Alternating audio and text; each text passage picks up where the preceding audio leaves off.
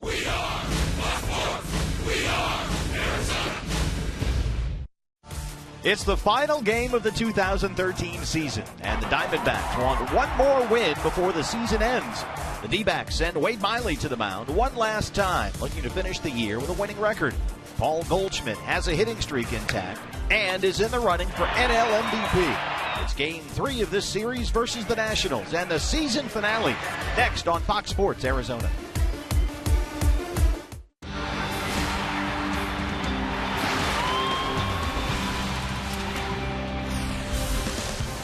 A Sunday afternoon with the family here at Chase Field in downtown Phoenix. Fan Appreciation Day as the Diamondbacks wrap up their 2013 season against the Washington Nationals. Arizona Diamondbacks baseball is brought to you by Sanderson Ford. Good afternoon from Chase Field and welcome to the broadcast. Steve Berthume and Bob Brenly along the way for the final time here in 2013, sadly. And BB, it's our last look at Paul Goldschmidt in this, perhaps his MVP season. We've crunched numbers on Goldie all season long, especially here at the end of the year. There's no doubting that we both feel he is the most valuable player in the National League. But I think to all the little kids and the big kids out there that'll think back to this 2013 season and remember the things that Paul Goldschmidt did. He had an impact on a lot of baseball fans, not only in the Valley, but around the country this year, and has really taken that next step to one of the elite in the game. Absolutely helping to build new generations of D-backs fans as we close out this remarkable 2013 season with the series finale against the Washington Nationals. When we come back here, we'll take a look at what an exciting season it was. All those extra innings, all those walk-off wins. Let's go out with a W here today. Back with First Pitch coming up.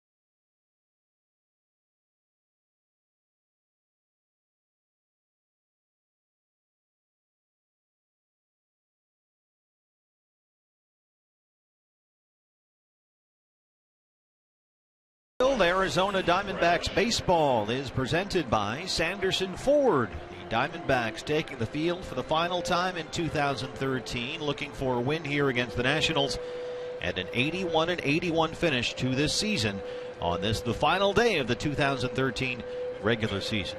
First, though, we pause to honor America. Here now, the voice of Chase Field, Mr. Chuck Draga. Ladies and gentlemen, at this time, we ask that you please rise and please remove your hats.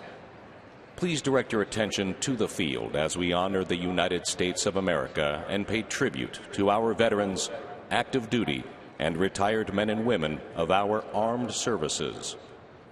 As is tradition on the final game of the season, we ask that you, the best fans in baseball, sing in unison as we play our national anthem.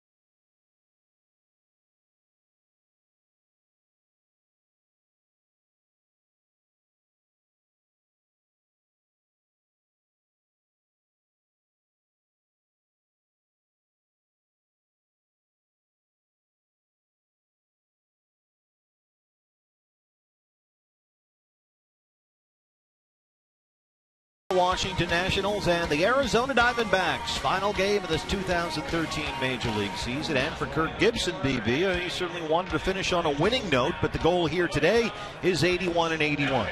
Yeah, it's a small consolation, but certainly you'd much prefer to finish at 500 than under 500, even if it's only a couple of games. But this team has been grinders all season long. There's no reason to expect anything less on game 162.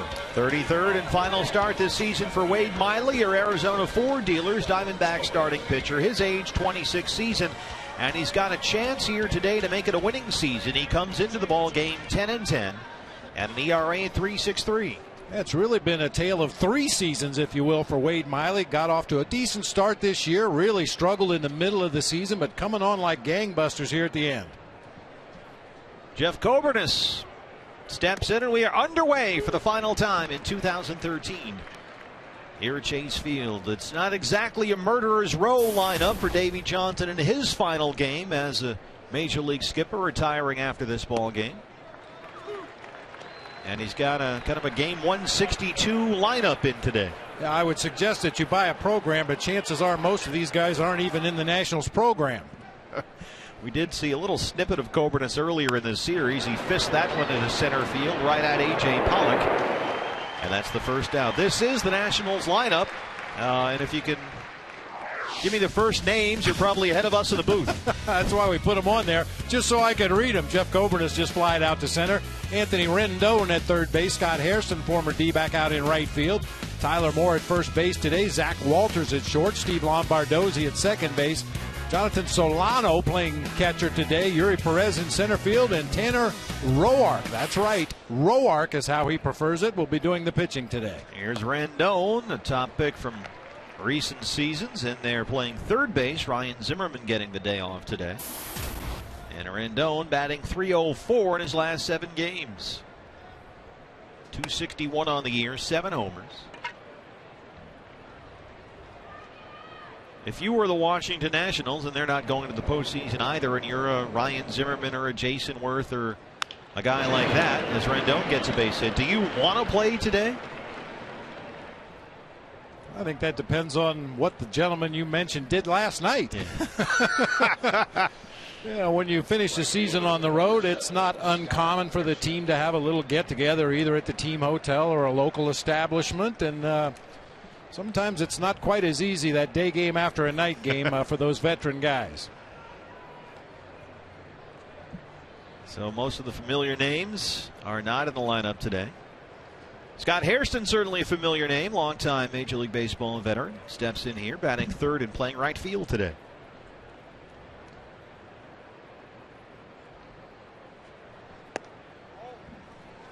Trip Gibson is the plate umpire this afternoon. Hairston in there at .241 and 2 homers overall, with the Nationals this year just under 200.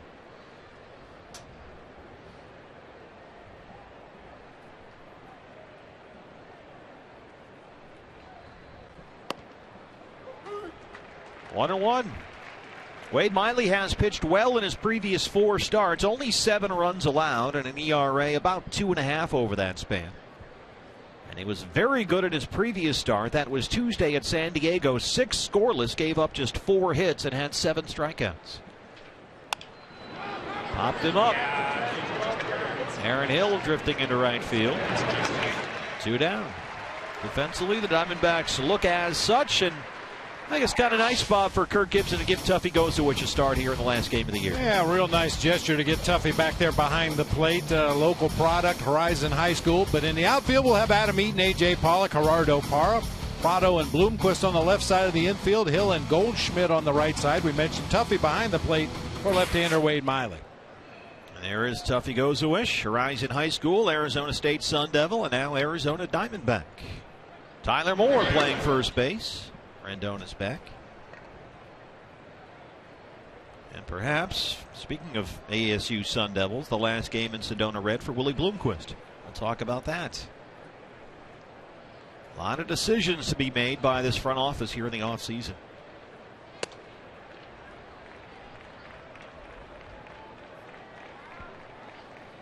It's such a tough time of the year. I mean, you develop relationships with guys, whether they play good, bad, or indifferent, over the course of a spring training and a long 162-game season, a few extra inning games. You develop relationships with guys. It becomes more than just an employer-employee relationship. And anytime you get down to possibly the end of a guy's career with one specific team, it can be very bittersweet. Nobody knows for sure what's going to happen with some of these guys on the roster here.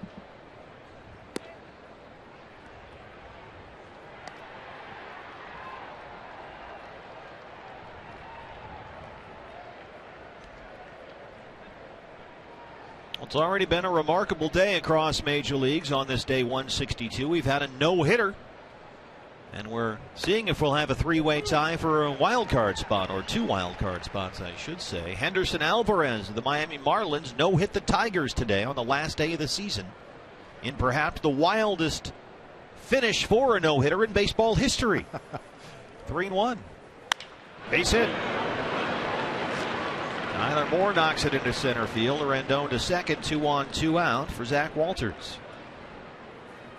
Henderson Alvarez pitched 9 no-hit innings. Keep in mind the Marlins are the home team at Miami against the Tigers, but they went to the bottom of the ninth 0-0. And with 2 outs, the Marlins scored the winning run on a wild pitch. Alvarez was on deck. He was about to hit. And when's the last time you ever saw a walk-off where the team mobbed the guy on deck? I couldn't figure that out either, because he was putting his batting gloves on. He was swinging a bat, and there was 2 outs, bases loaded. There was no way he was going to hit, but I guess he didn't want to disrupt the mojo. It was something else. So he throws 9 no-hit innings, and they win in the home half of the ninth on a walk-off wild pitch. So a no-hitter today for Henderson Alvarez of the Marlins. Zach Walters, the shortstop.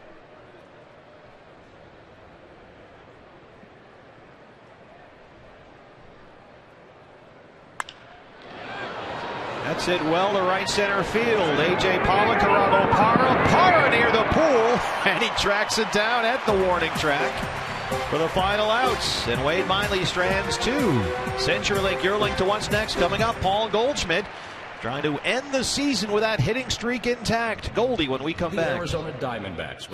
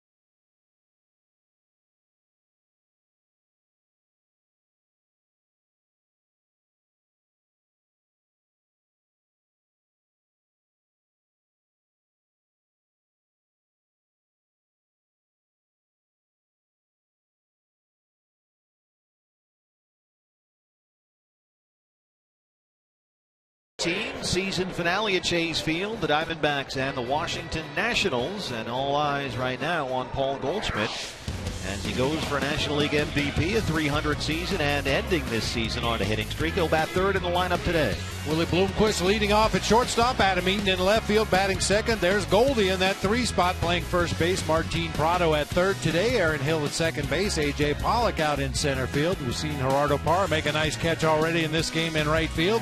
Tuffy goes to wish behind the plate, and Wade Miley, the left-hander, on the mound for the D-backs. And for the Nationals, just the 5th major league start for 26-year-old right-hander Tanner Roark, a former 25th round pick by the Texas Rangers out of Illinois. 7-1 on the year, but those first 4 wins all came in relief. He is 3-1 in his last 4 starts, and Willie Bloomquist greets him with a leadoff single.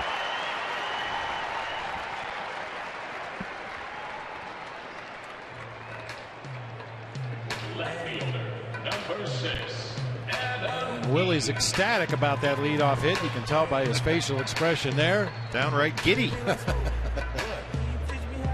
Rarely changes. Well, Willie missed the first 54 games of the season, opening the year on the DL with that oblique injury in spring training. Didn't play until June 1st.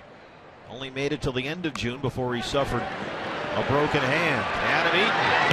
They throw it away. Bloomquist heads for third. They'll stop there. Spanky Eaton making things happen. Second and third, nobody out for Paul Goldschmidt.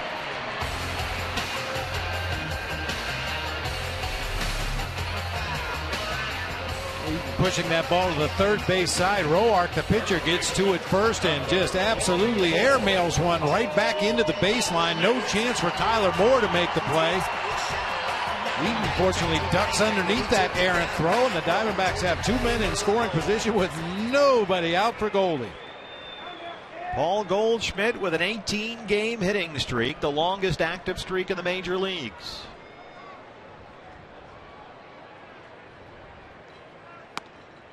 There's a strike. 0-1. Goldie at 302.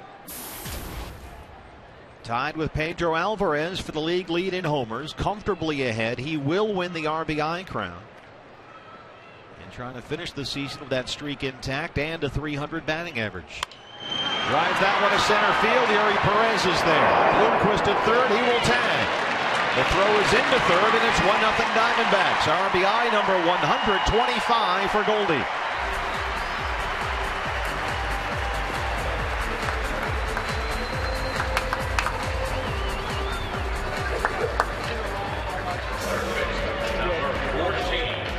What he does, get guys on the plate somehow. Whether it's a home run, a ball hit in the gap, a hard ground ball through the infield, or in this case a sac fly to straightaway center field, Goldie is a run producer. And yes, that is updated. These are all the categories in which Goldie is leading or is near the lead in the National League. Martin Prado.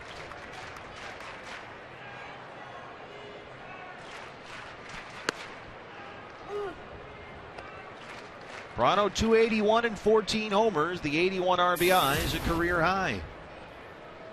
14 home runs, one shy of a career high.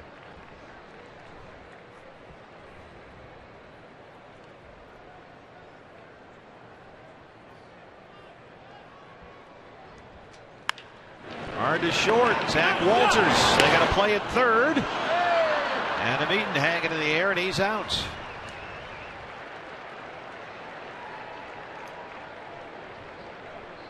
Prado safe at first with 2 down.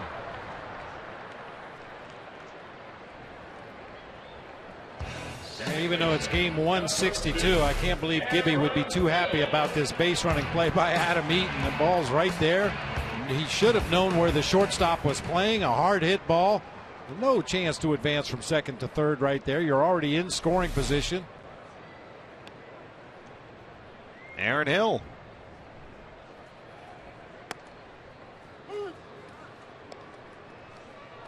Aaron Hill 293, 11 home runs and 41 RBIs.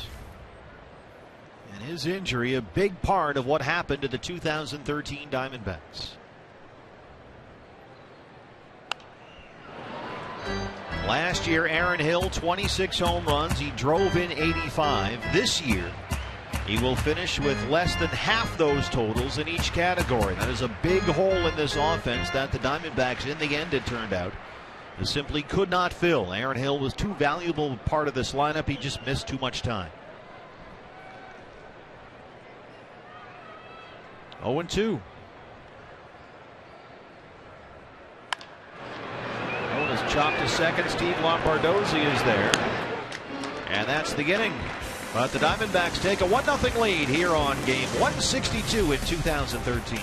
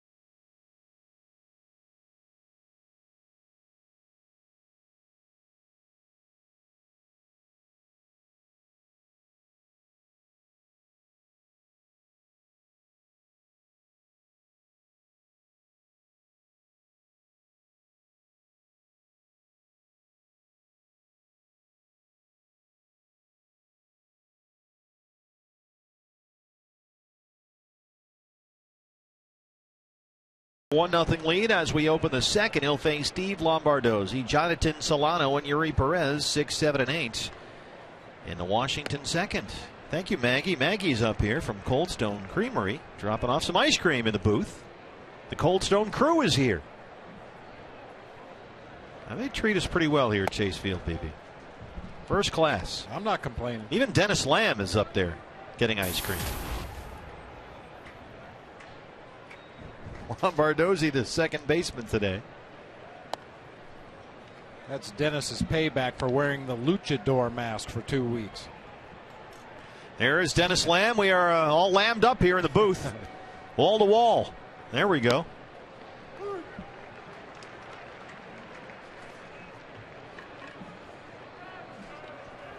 Wade Miley behind 3-1.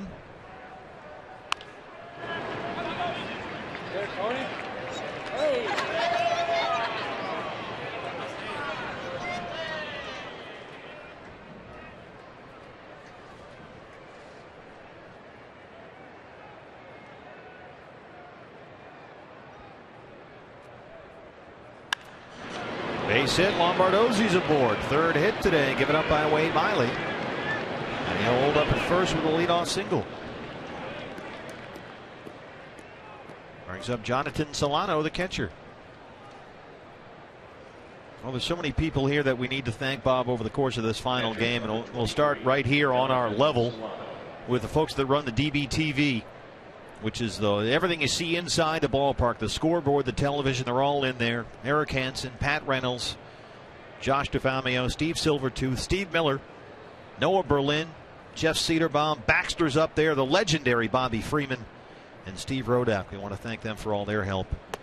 So everything you fans see here at the ballpark, that is the mission control here at Chase Field. Absolutely. And they literally have their fingers on the buttons in there. Bobby Freeman, we like to call him the Billy Preston of the National League West. It goes without saying. His work speaks for itself. 1-0 to Solano.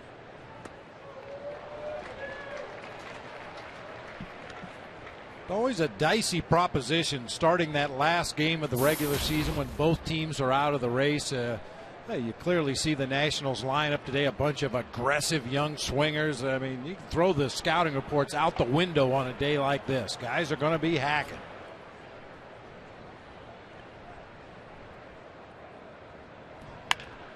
On the ground is second. Hill, Bloomquist, Goldie, they roll it.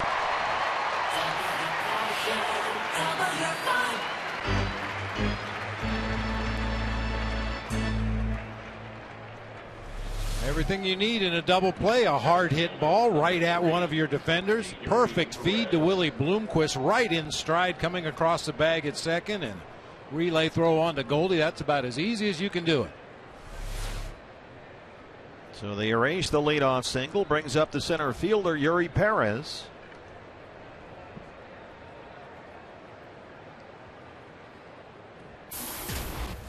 Had a pretty good year at AAA Syracuse, hit .300 and stole 23 bases in 96 games.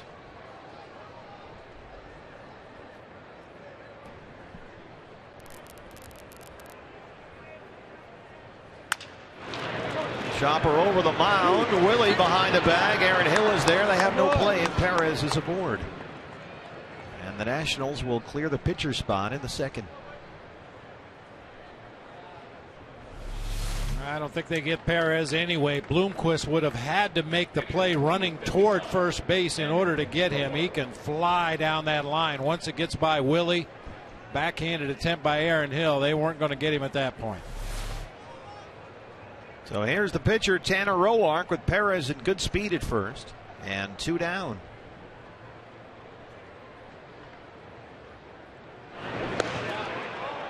He's back in time, says Tim McClellan, the crew chief down there at first.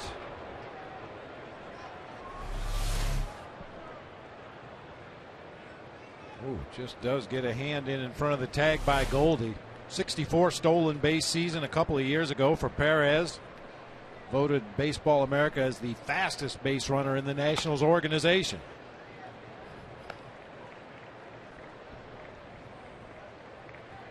1-0 to the pitcher Tanner Roark from Wilmington, Illinois. Played in Champaign. 25th round pick by the Rangers in the 08 draft.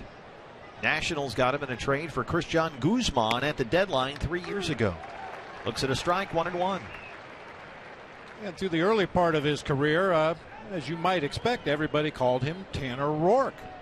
And his grandmother didn't like it. She said it's pronounced Roark. So he corrected the various broadcasters. And Grandma, you're really going to make me go to all these guys and fix it? Yeah, well, Grandma's always right. Yep.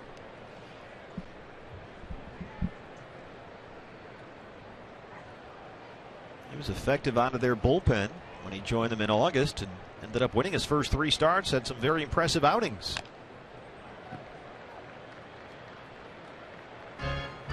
Beat the Marlins on September 7th. 6 shutout innings in his first big league start. Then he beat the Mets in New York. Followed that with 7 scoreless against the Braves when he gave up only 2 hits. 2-2 pitch. Had a nice season at the AAA level before his recall here to the major leagues. He was first in the International League in WHIP, batting average against, and 7th in earned run average.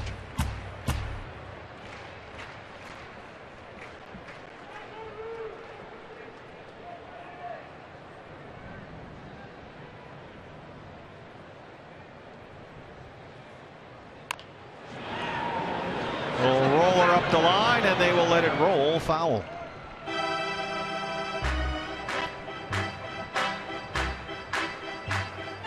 This is one problem you have when you hit your fastest base runner in the 8th spot in the lineup. Perez normally would have tried to steal second base probably every pitch of this at bat, but with the pitcher at the plate, you don't want to risk getting thrown out at second base to end the inning and have your pitcher lead off the next inning. So he's pretty much just had to drop anchor over there at first base.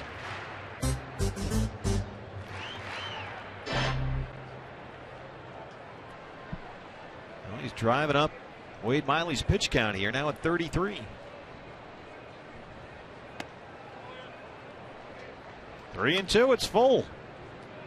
Good at bat here by Tanner Roark. 34 pitches now for Miley, 20 for strikes. There it is.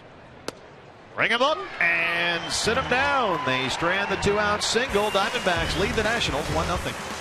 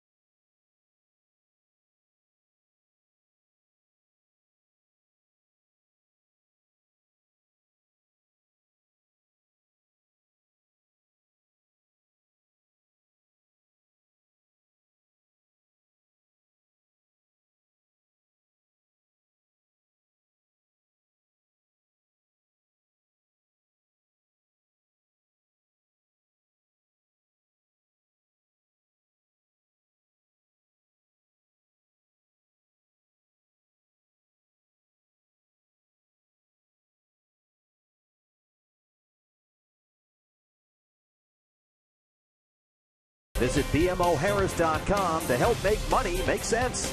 And by Fulton Home. You're proud to own, we're proud to build.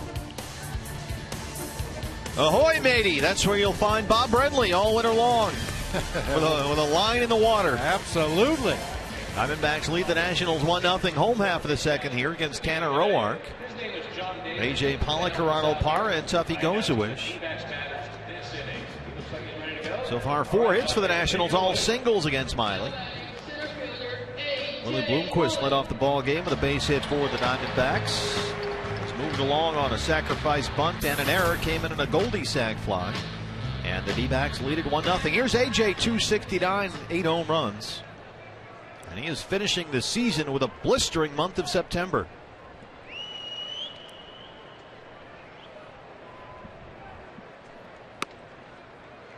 A.J. hitting almost 440 over his last 10 games, and he continues looking like a guy who should be an everyday player in this lineup next year. And you forget that he's just a 25-year-old kid who played only 31 big league games last year. We weren't even sure, Bob, that he would be on the opening day roster. Yeah, there was a lot of question about that A.J. might start the season in AAA, be a nice piece to have available if somebody should get hurt, but he has really made his presence felt here at the major league level this year.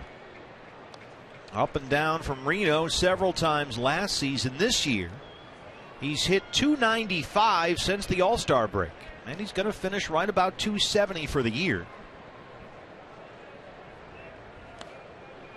And in the outfield, where he has really shown, according to defensive runs saved, A.J. Pollock has been the second best defensive center fielder in the major leagues, behind only Milwaukee's Carlos Gomez. The first second half splits for A.J. this year, 295 since the break. 3-2.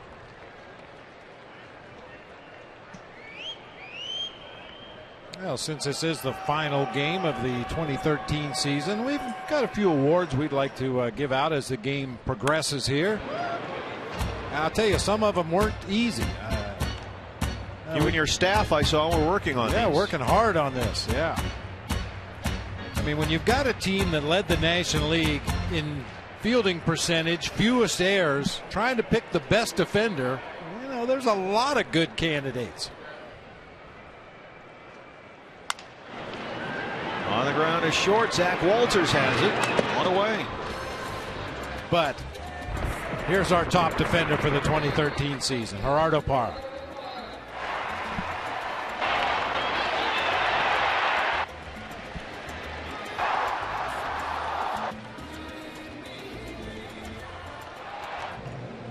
Boy, every day was like a highlight reel.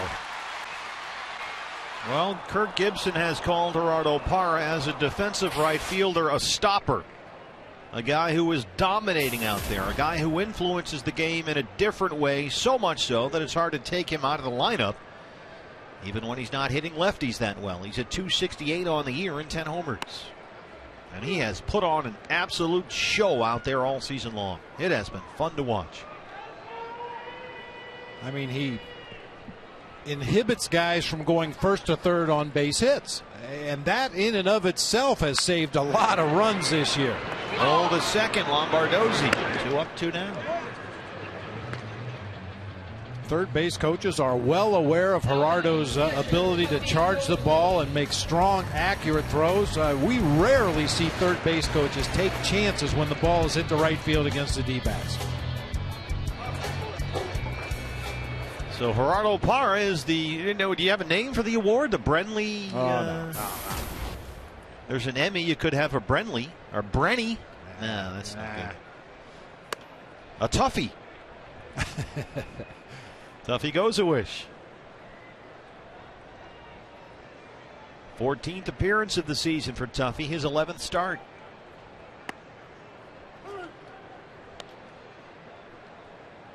Speaking about A.J. Pollock in terms of next season, Tuffy Gozawish is a guy who you really have to consider getting a good hard look at in terms of your backup catcher next year. Zach Walters. Roark works a 1-2-3 second. Diamondbacks lead it 1-0.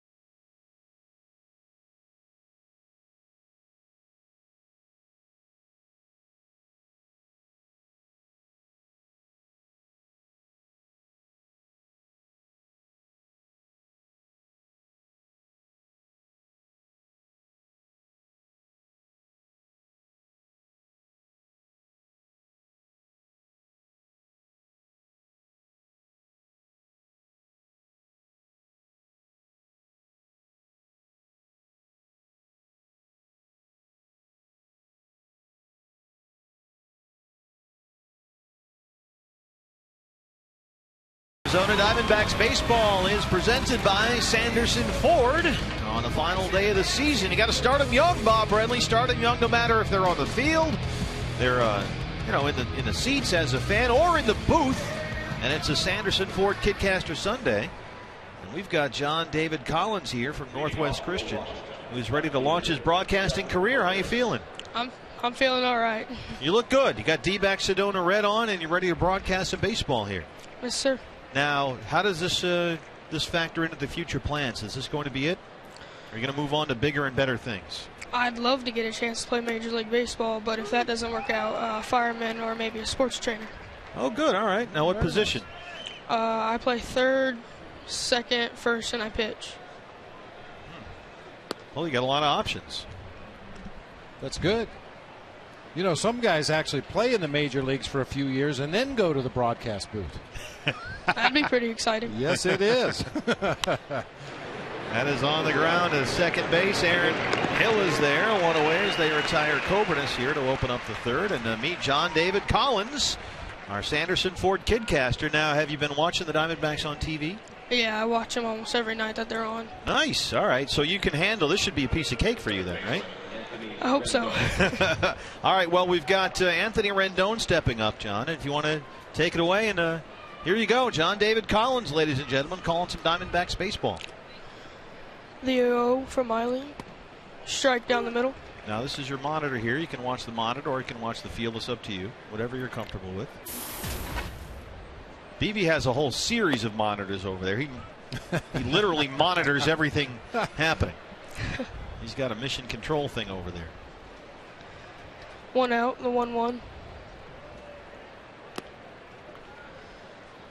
Now, John David, we ran into you earlier this year, didn't we? You were on a tour going around to all the ballparks? Yeah, me and my dad went on a father-son trip together to all the ballparks, following the D-backs at a couple of different stadiums. Very nice. St. Louis, I think, was one, right? Yeah, we were there in St. Louis, Chicago, Atlanta, and Washington. Stuffing some ballots for Goldie, too, along the way. Yeah, doing my best. Ball 4. Well, 1 out walk for Wade Miley. This is this is basically the back of the John David Collins baseball card. Duck Dynasty. Now, why do all the baseball players love Duck Dynasty? What's going on there? That's Wade Miley's favorite show. It is? Maybe it's a beard thing. I think you're right, John David. I think you're absolutely right. What was your favorite ballpark that you saw this summer in your travels? Ooh, I really liked the Pittsburgh Stadium. Yeah, the view over the water, the bridge into the downtown. It was really pretty. Did you walk over the Clemente Bridge there? Yeah, we did. The ballpark? Yeah, that that's was great, really isn't cool. it? Yeah. Pirates will be playing a wild card game there on Tuesday. Yeah. Scott Hairston. Now, I see your list of favorite players in a huge upset. Goldie is number 1. How can you not like Goldie? Yeah, it's impossible. What do you like about the way Paul plays? I like how humble he is. I love his batting stance. I tried the over-the-shoulder bat, didn't work out for me, but I like how low he is in it. Did you try that thing with the ear and the batting helmet? That probably hurts, I bet. Where the ear gets pinned under the helmet. Martin Prado, Aaron Hill. And they can't quite turn the double play as Hairston beats it out. John David, give us your analysis here. All right, grounder to third. Nice throw. Quick turn. Just beats it. Brings up Tyler Moore, who singled his first time. Now, your favorite team besides the Diamondbacks is the Red Sox. Yeah. They ended up with the best record in baseball this year. Why the Red Sox? I really like Dustin Pedroia, and how I watched a thing on him on SportsCenter. I think that was how people were telling him that he's not big enough, not strong enough, not fast enough, and how he talked about how he just ignored him and kept on going, and how he looks like a slap hitter but acts like a power hitter. Oh, yeah. He's a Sun Devil. You know that, right? Yeah. I did not. Really? Yeah, he was an Arizona State guy. Yeah. This is Willie Bloomquist. Here's Tyler Moore. strike down the middle for 2-1.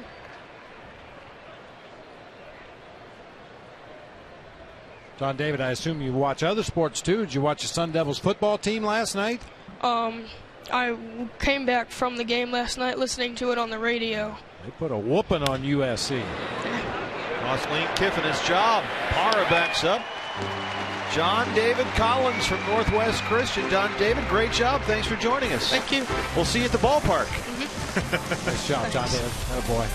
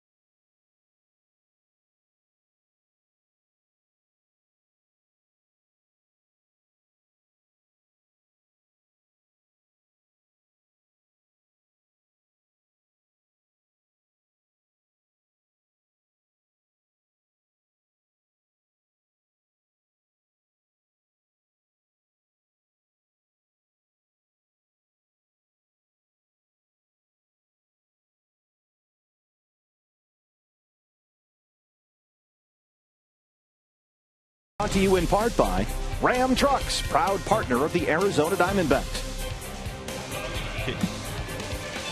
Set for the home half of the third. Diamondbacks lead the Nationals 1-0. Hey fans, FoxSportsArizona.com has all your online local sports coverage that you just can't find anywhere else, like Jack Magruder writing about Paul Goldschmidt's ascension to superstar status. We'll recap ASU's big win over USC. Lane Kiffin was fired on the bus ride home.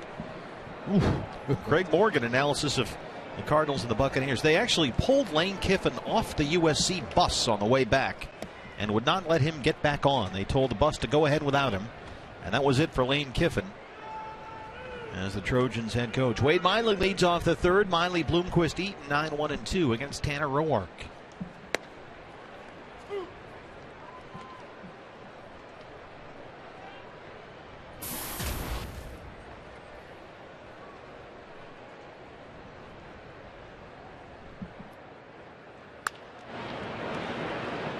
Just past Matt Williams at third. And look at Lon Schlechter pouncing on that one. He's in midseason form. That's the thing about Lon. He can go all 162. I wonder if our Gold Glovers go out for the Arizona Fall League, just to stay in shape for next season. Well, they have to be on some kind of a program, right? Anthony Rendon at third.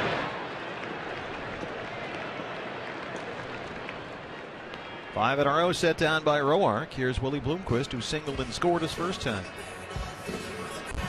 There's Terry McGowan down the right field line, waiting for his moment. And there's Lon down the left field line. And we want to thank all our Golden Glovers this year. Did a great job as always. Here's Willie. He has scored the game's only run so far. He's got the Diamondbacks' only hit, a leadoff single. And Willie turns 36 in November. He says he certainly has the desire to play 4 or 5 more years, thinks he can. He says his final goal as a player is to hand in his uniform when he's ready to take it off. He doesn't want somebody else telling him when it's time to go. And he says, I know I still have some fuel left in my tank. My body feels good. I'm good to go. So we'll see where Willie ends up the next year, perhaps here, perhaps somewhere else. Let's go downstairs to Jody Jackson. Had the chance to talk to Willie before the game, guys, and of course he hails from the state of Washington, but he and his wife Lisa and their family, such a big part of the Valley ever since he went to ASU. He said, however the season turns out, things will work out, but they are a big part of this community, all that they do for Phoenix Children's Hospital, and let's face it, he's been a favorite of Kirk Gibson's here. He plays the game the right way, he's always hustling out there, and Willie Bloomquist has been certainly a great addition to this Diamondbacks team the last couple of years. So much flexibility, so much depth he provides. And look at the numbers. In 3 seasons as a Diamondback, Willie has played in 224 games. And he's hit 289 as a Diamondback. And talk about playing the game the right way. Yeah. And one of my lasting images of Willie Bloomquist this year, of course, he spent so much time on the disabled list, but he didn't just disappear. He wasn't just sitting in the training room as Eaton bunts that one foul down the third baseline. We saw it every day. The team would be out on the field taking batting practice, and Willie Bloomquist would be entertaining special needs children down in the dugout. He'd be signing autographs down the left field line and behind home plate, talking to the fans that were here. Hey, he felt that he had a duty to the fans whether he was an active player or not. Opened the year on the DL with the oblique, played about a month. Then missed another 50-plus games with that broken hand, suffered in Washington. 2-1 now.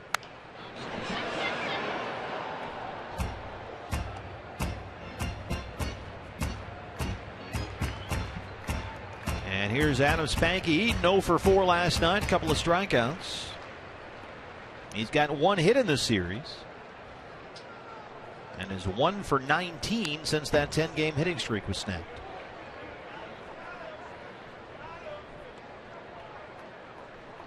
Kevin Towers admitted a couple of weeks ago the Diamondbacks could use another big bat somewhere in their lineup, and they have 2 center fielders, Eaton and Pollock. They both profile defensively and offensively as center fielders.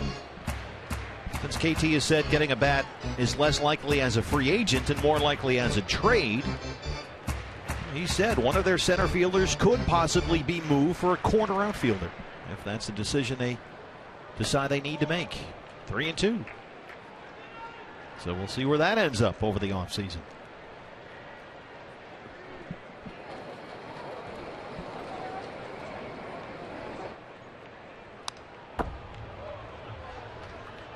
And we forget that Adam Eaton is 24 years old and still very much learning. He says every day continues to try and learn, take something away from every game, no matter where in the lineup he's hitting or which outfield spot he's playing. But there's no question that elbow injury in spring training slowed his progress somewhat. Carves that one down the left field line. Kubernes is near the wall. He's got it in foul ground. 7 straight retired by Roark. CenturyLink, your link to what's next. When we come back, we will be joined in the booth by Diamondbacks President and CEO Derek Hall.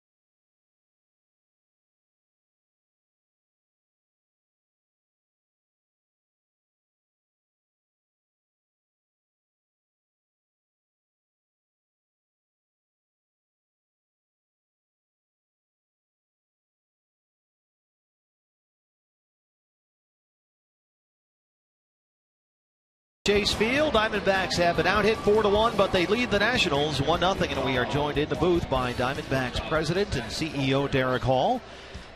I can't believe this is it. It seems like we were at Salt River last week. I know, it's sad. It's good to be here with you guys, but very sad that it's our final game. We expected to be playing more than this game, and we hope to get right back to where we were in 2011 next year. Well, I know the whole staff is going to work hard on that. In fact, that process is already underway, I'm sure, as that one is grounded to Martin Prado at third. Quickly one away. How would you characterize 2013? You know, I think a lot of missed opportunities. We never like to use the excuse of injury, but we have to address it. I mean, obviously, we were never that same team. To have the full team playing at the same time, we never had that. Of course, we missed Aaron Hill for most of the season, Willie Bloomquist for most of the season. Eric Chavez we missed for most of the season. Brandon McCarthy and Trevor Cahill weren't out there long. So, I mean, Adam Eaton we didn't have till the end of the season. We thought we'd have Hudson back. A lot of injuries, and a lot has to go your way to win. You know, you have to have all the breaks. You have to stay healthy. You got to get lucky. High throw pulls Goldie off the bag, and Steve Lombardozzi is aboard. I would not say that is part of our season right there, because we've had very good defense all year. And, you know, it's where I say missed opportunities, you look back at all the blown saves and you look at the chances that we had against teams that we probably should have beaten. You know, we've had a few teams, one in particular in our division, that continues to beat us year after year, and it just makes you scratch your head. You know, when you go 2-8 at Petco and they come up here and sweep you in a 3-game series when you're in the midst of a race, that, you know, you just can't do. So I believe in these guys. We've had some great moments, a lot of memories, walk-offs, extra inning games, terrific MVP-type season for Goldie. I believe he should be MVP. I know how you guys feel as well. Oh, yeah. Patrick Corbin, you know, the emergence of him. Of course, he's been tired of late, but he needed to go through this to be ready for next year. There's a lot of good that happened this year and a lot that we can build on. How do you imagine things will be altered over the course of the offseason? I know fans always want to know, and I'm sure that's what the fan watching this right now is thinking. What is going to be different? I know you can't give a definitive answer right now. Right. Is there a sort of a mindset or a plan of attack there? There is. You know, I think obviously we'll be very busy, and Kevin Towers and his group, they'll be at work as early as tomorrow, getting going and looking at this roster and assessing it, and with our scouts and with our baseball operations staff, really looking to fine-tune, looking at how we can fill some of those holes. You know, we lack power, obviously, in the outfield, and with Cody Ross going down, that didn't hurt. That didn't help. And Kubel, of course, you could say underperformed when he was here. We expected to have a lot more power and a lot more of those numbers that we saw the year before. Miggy would be the first to tell you that he hasn't had a great season. So, I mean, if everything falls in line, you know, we look to have a lot of offense from Aaron Hill and Miguel Montero and Paul Goldschmidt, who's probably overachieved, and we thought we'd have more out of out of Cody Ross, unfortunately, with the injury. So, I mean, it's there, but I still think there's some moves that we want to make. You know, we want to improve our pitching and our rotation. You know, that's one area we're obviously going to look at. We want to be more consistent when it comes to pitching. We want to look and see if we can add some veterans, be it a left-handed power-hitting corner guy in the outfield. But for us, you know, we got to be a little bit edgy, too. I mean, we have a great group of guys, and we wanted that. We wanted really good guys. I think if you ask Kevin Towers, he'll say, you know what, maybe we're too nice. Maybe we can find one or two guys that aren't going to be too nice. But I'm very proud of this team.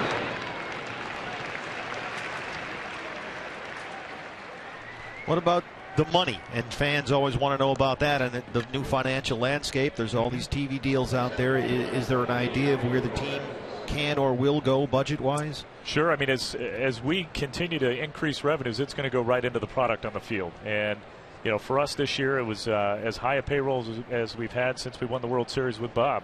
You know, for us to be in the 90s, that was a big number for us. And we're committed to be right there and a little bit north again. It's important that we invest in this team. And you're right. You know, there is an opportunity coming up soon.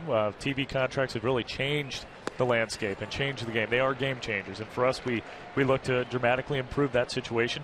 The other area where we can, of course, increase revenue is with ticket sales. And we hit our target this year, over $2.1 million. That's great. We got to find a way to get to $2.5, $3 million year after year. That will come with a more consistent product, which is what we're trying to build. It's all cyclical. So when fans come out, Derek, to Chase Field next year, what changes might they look for in terms of the ballpark for 2014? Well, the ballpark is in as good a shape as it's been since it opened. Everything is beautiful here, and we really have tried to focus on creating destinations, whether you want a singles-type atmosphere at the Diamond Club, whether you want your all-you-can-eat section, if you want to bring your kids to the Sandlot, where there's people in uniform teaching kids how to hit, with wiffle balls or actual batting cages. There's very important for us to continue to create those destinations, be it in the Audi Club up on the suite level, the Audi Lounge down below. Fans know when they come here, it's going to be a very family-friendly, wholesome experience, and we have something for everybody. That's not going to change. We may look at getting more high-definition boards into here. Right now we're looking at the old out-of-town scoreboards, which is nice. It's a little nostalgia there with the dot matrix, but those are great opportunities there to perhaps bring in even more new technology for our fans and for the overall experience. Well, there's been no shortage of excitement here, that's for sure, regardless of the record. It seems every game has gone right down to the wire. It's been remarkable, Bob, how many close games you and I have called over this last year. No kidding. I mean, and that creates excitement for the fans. But for me, my favorite moment at home here at Chase Field this year was the 50-50 raffle that went over $100,000 for the Yarnell 19. That was a special night. Yeah, I'm with you, Bob. That was so great. And to see the whole crowd into it, because we were about to have fireworks that night, but they were waiting and they were watching. And this was after the final out and after the players had all shaken hands, and we kept it going, and everybody looked up. And when it hit 100,000, that was the loudest roar we've heard this year. Yep. That was just special. But that showed fans, organization coming together as one. For us in that short time frame, in less than a week, to raise over $725,000 for victims. It's remarkable. But that is the generosity of our fans, the closeness, the family feel that we have with them. And what we've done in the community this year is, it's expected each and every year for us, but we're to the point of giving back, $3 to $4 million a year. We're over $33 million.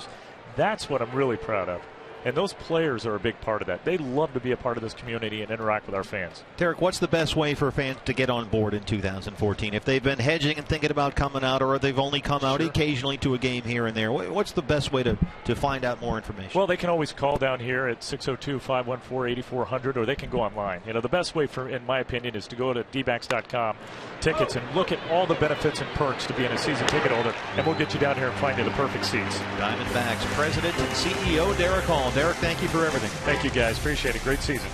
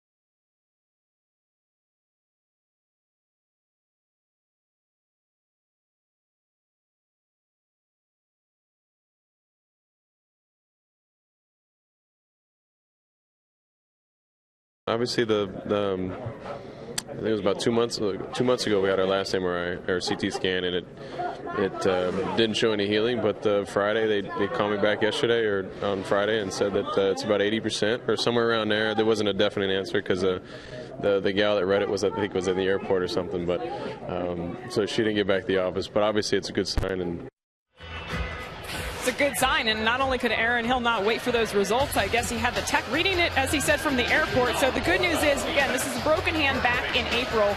It was a non-union fracture, which meant that it was not healing as a typical bone would heal, but Aaron's been playing with it, and the good news is it's 80% healed now, and he will avoid that off-season surgery, guys. So great to see Aaron Hill, and hopefully he'll stay healthy for next year because, as you guys mentioned earlier in the broadcast, a huge bat in this lineup.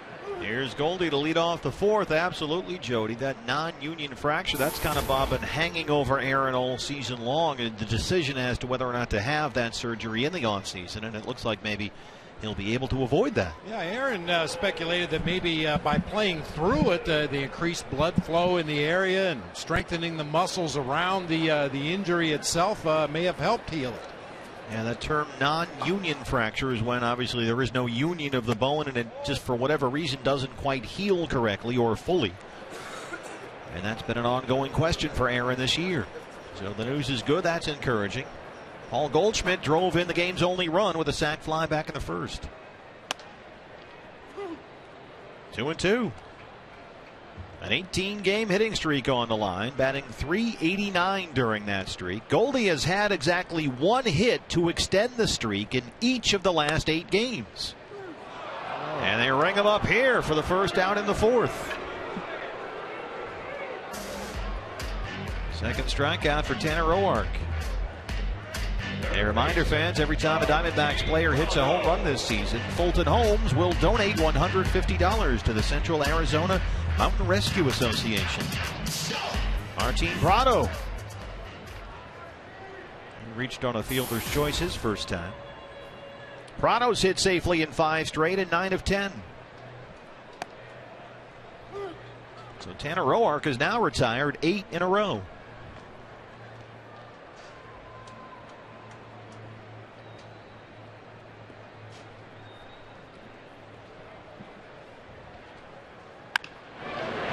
Base hit for Prado. Make it 6 straight for Martin. He'll close the season on a 6-game hitting streak, and we continue with the Brennies. We've got to get a name for this. Well, whatever you want to call it, Martin Prado has been the best addition to this Diamondbacks team. Obviously a very controversial trade in the offseason, but the Diamondbacks knew exactly what they were getting from Martin Prado, and his versatility really saved this team at stretches of the season. Played left, played third, played second, played shortstop one day. Could play anywhere on the diamond you need him, and made only 9 errors all season long in 155 games, playing a different position almost every day. Martin Prado was talking to Steve Gilbert at MLB.com recently about his startling offensive turnaround this year after he scuffled through the first 3 months, and Prado told him that even he couldn't explain it. Martin said he's just the same guy having fun, maybe with a little more confidence now as Aaron Hill steps in. He did say that it took him a while to realize, having been traded for Justin Upton in large part, that he didn't have to do everything. And he said, I realized the Diamondbacks are 9 guys, and we realize we have to win as a team, and it's not about me. And that seemed to help him. Seemed to be a little overwhelmed by the expectations being traded for let's face it, a name like Justin Upton.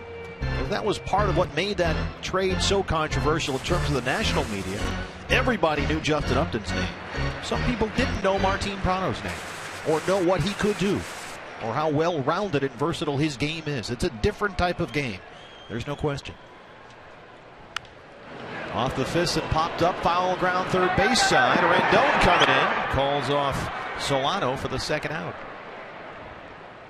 Well, some people may not have been familiar with Martin Prado's name, but those within the game, especially in that National League Eastern Division, they knew all about Martin Prado, and everywhere we went early in the season, oh, you're going to love this guy. You're going to love this guy. Well, it didn't take long until we were right on board with everybody else. And there is the first half where he sort of struggled with his identity and his new surroundings, and it took a while. But that second half, 3:21 since the All-Star break. A.J. Pollock grounded out his first time. It was unanimous. It was almost like a Greek chorus. Everywhere we went on the road, those National League East guys would say, "How's Prado doing?" And then you'd tell them, and then they'd all go, "That guy killed us." It got to be comical. But in the end, he ended up with a typical Martin Prado season in terms of the numbers, certainly not far off. Roll to third, Rendon, they go the short way, and that's it. They erase that one out single. We're through 4. Diamondbacks lead the Nationals 1-0.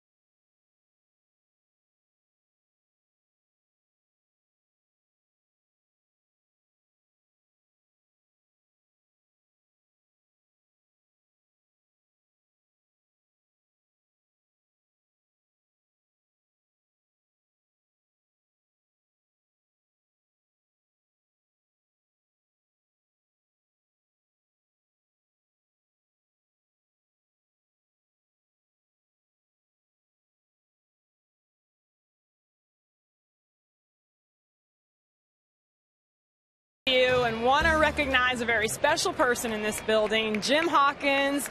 Jim is retiring after this season. Not right now, though, in January. But Jim, you've been here since day one with this building, director of operations. And so what are your feelings today? Well, they're mixed. I'm looking forward to getting to spend time with my family, but I'm also this is a family here. It's been a family right from the top, whether it was Jerry at the beginning or Derek now and Ken. They just make it a great, fun place to work, and it's been fun knowing that I get to come to a Major League Baseball park to go to work every day.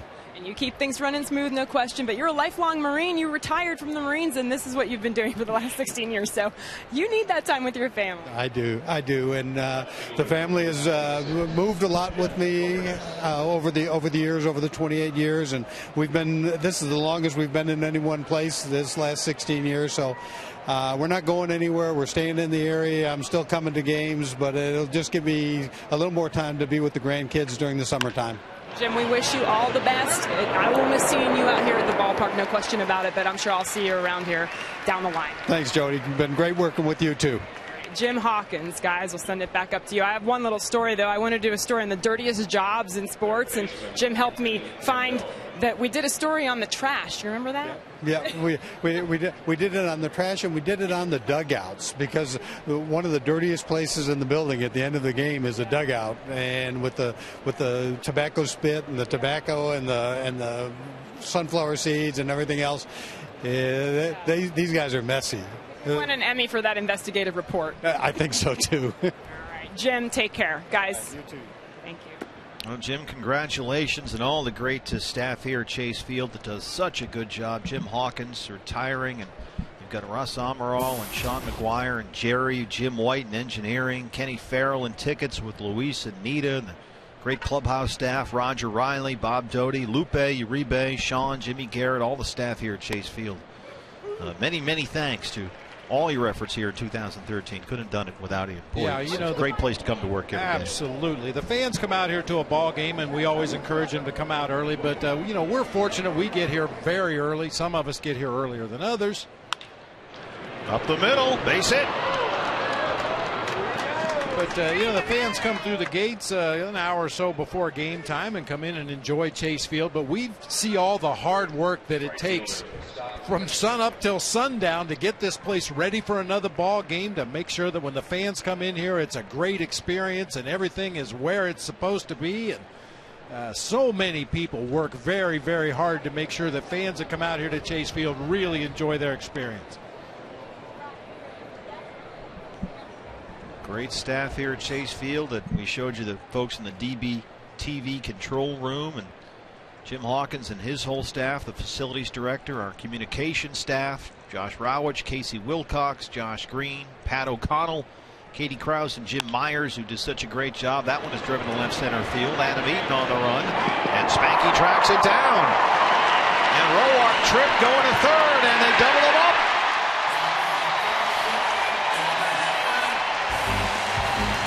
Adam Eaton in the gap in left center. Tanner Roark tripped and fell down, and they double off the Nationals pitcher, and they close out the top of the fifth, and it's still 1-0 Diamondbacks.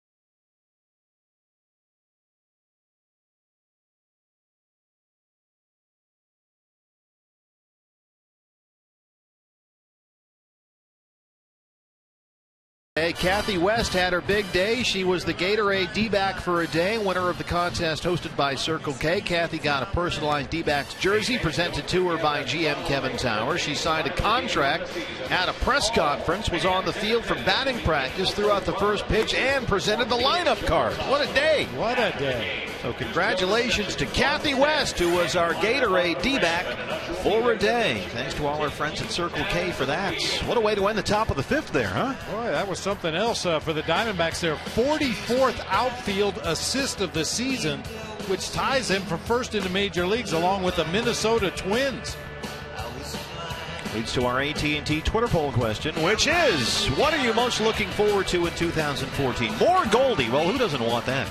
The young D-backs, the new crew that's coming up, more Patrick Corbin, or the division rivalries, a chance to get back at those Dodgers and the Giants who just spent $90 million on Hunter Pence. Tweet your vote to @FoxSportsArizona. I'm all about those division rivalries. You heard Derek Hall talking about the way the Padres manhandled the D-backs this year. Doesn't take much to get fired up for that Dodger series, but yeah, I'm looking forward to the National League West again next year, along with the other three categories. I think it's a great future because just look at those categories. More Paul Goldschmidt, a young guy you're building around. More Patrick Corbin, a young guy you're building your rotation around. More young players, period. The Davidsons, the Owings, guys like that. There's a lot of room for optimism here in 2014 and beyond with this core group that the Diamondbacks are assembling. Gerardo Parra leads off the fifth. Parra goes to Ishmaeli 7-8-9 against Tanner Roark, who so far has given up only 2 hits, both singles. First pitch swinging, Lombardozzi quickly one away. More of the Bob Brenly Awards. Well, I'm not going to take credit for all of them, but D-backs brightest star, Patrick Corbin, when you think of where he started this season, over at Salt River Fields, battling for the 5th spot in the rotation, just trying to make the team, and ends up being the ace of the pitching staff, an all-star at Citi Field in New York at the Midsummer's Classic. What a great season for Patrick Corbin. And it's a great example of why baseball is the best game there is. It's because of the narratives. Baseball's there for you every day. It's not a once-a-week thing. And you watch the storylines like Patrick Corbin that start very early in February when it's pitchers and catchers in that first week, and they develop and they unfold over time. And then by the time you get to July, this kid who maybe or maybe not will make the rotation is pitching in the All-Star game. Nothing goes a wish. That one is chopped to third. Right at Anthony Rendon. 2 up, 2 down. Yeah, I'll tell you, in spring training, you could walk through that Diamondbacks clubhouse, and I would have been hard-pressed to pick out Patrick Corbin when spring training started. But certainly he made himself known, not only to the broadcasters and Arizona Diamondbacks fans, but around baseball. Everybody knows who Patrick Corbin is now. He is a force to be reckoned with. Wade Miley. I was lucky I already knew him from the Twitter. I had never met Patrick, but we had sort of been Twitter buddies for a while, and it's another good reason to get on Twitter and follow so many Diamondbacks players on there. Miley chops it into left, and it lands in foul ground.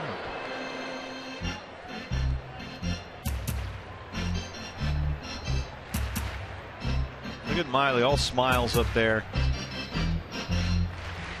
If you're Wade Miley, then 162, you're up there with a home run swing, right? Trying to finish the season with 2.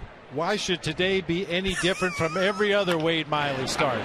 Instead, it's a chopper to short. And Zach Walters has all kinds of time. A 1-2-3 fifth. It's 1-0 Diamondbacks.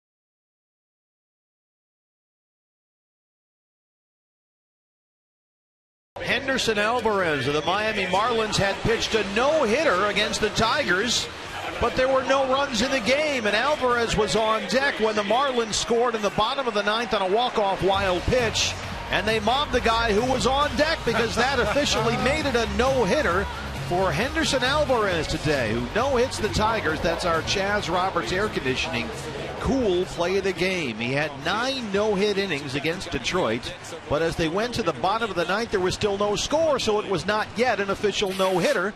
The Marlins needed a score in that 9th inning, and they had runners on second and third with 2 outs, and the wild pitch brought in the winning run. And Alvarez, the pitcher, was on deck. And when's the last time you saw a team which wins on a walk-off mob the guy who was on deck? That's the way the season ended for the Miami Marlins. Wow. Our Chaz Roberts air conditioning cool play of the game. Tyler Moore leads off the 6th against Wade Miley. Nationals have out-hit the Diamondbacks 6-2, but the D-backs lead it 1-0. Willie Bloomquist led off the game with a single for Arizona. Came in on a Goldie sac fly. So far, that's the game's only run.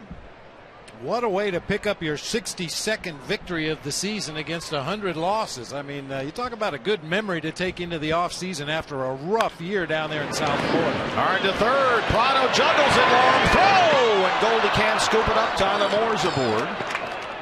Aaron Hill quickly backing up, and they're going to give Moore second base. That's a base hit. Wally Bell down there at third. Well, hit him on the heel. The glove popped right up. He was able to make the play, but unfortunately his throw across the diamond was a tough in-between hop for Paul Goldschmidt over there. Really came up high. Goldie just couldn't make the play. I would assume that's an infield hit and an E5 on Prado, allowing Moore to reach second. They have put a second error up on the board for the Diamondbacks, so it's a base hit and E5. Moore on second. Here's Zach Walters, who's 0 for 2.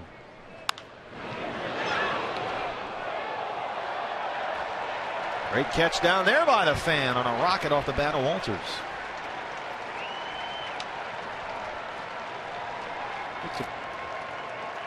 Walter's kind of an interesting guy in the International League this season. He was tied for first with 29 homers. He was third with 77 ribbies, third in slugging percentage, and first in total bases. Even though the Nationals wouldn't appear to have a lot of vacancies on their roster moving forward, this is a guy that's going to be knocking at the door next spring himself. He knocks that into right. Parra off the glove and gets behind him. Tyler Moore will come on in and score. It rolls all the way to the bullpen wall, and they'll stop Walters there at third. It's a 1-1 ball game. We haven't seen much of this from the Diamondbacks in 2013. Ball really slicing off the bat of Zach Walters, and Parra just kind of fanned on it right there. Looked like it may have tipped the end of his glove and ends up rolling all the way to the right field wall. Just couldn't quite get there. It's an RBI triple for Zach Walters. He's on third, still no outs, a run in, and Steve Lombardozzi will hit.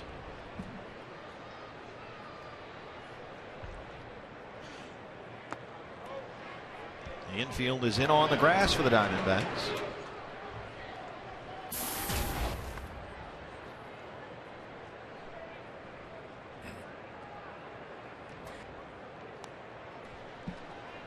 Lombardozzi singled and reached on an error.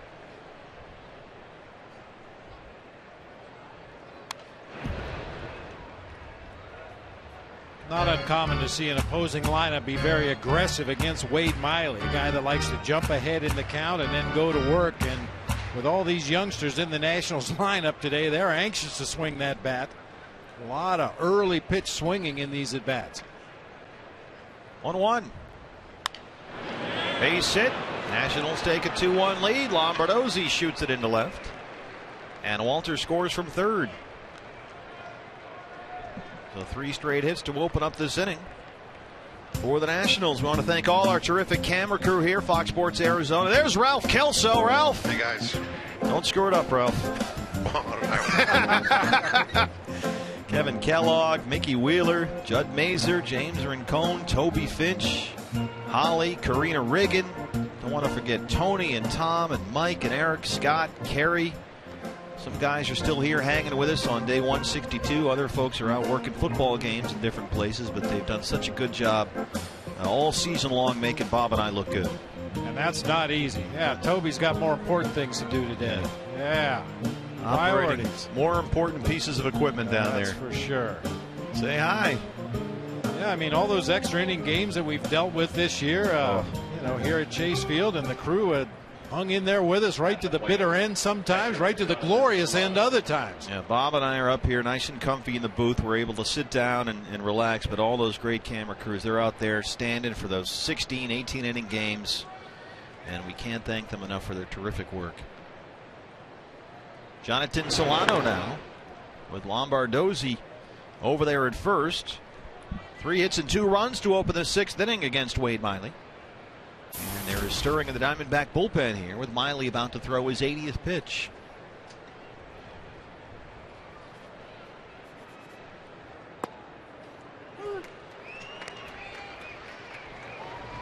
Well, why not? Yeah, why not? Let's go out the way we came in. Josh Colementor. Yeah, around 9 o'clock tomorrow night, Josh Colementor is just going to jump up off the couch and grab a baseball and start warming up. In his sleep.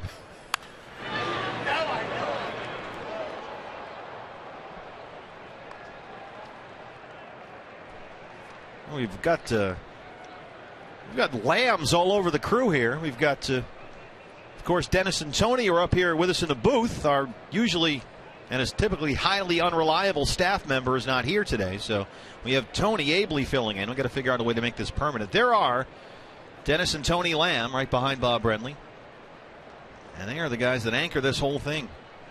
And they have Nolan ably working the Fox box today. And Andrea is running. So, as I'm always told, all 4 lambs are working today. So we've got this thing surrounded with lambs. And Dennis and Tony are our cooks on the staff. They had several big cookouts over the course of the year. And these guys work for days preparing all the food in their free time. Takes them a lot longer to prepare it than it does for us to eat it. I know that. And plus, we leave grease all over the equipment. So, our thanks to Dennis and Tony, as well as Fred and Dee Dee in audio.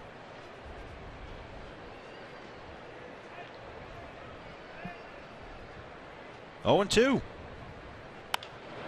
In the air, popped up, foul ground, first base side. Goldie has room, and that's the first out.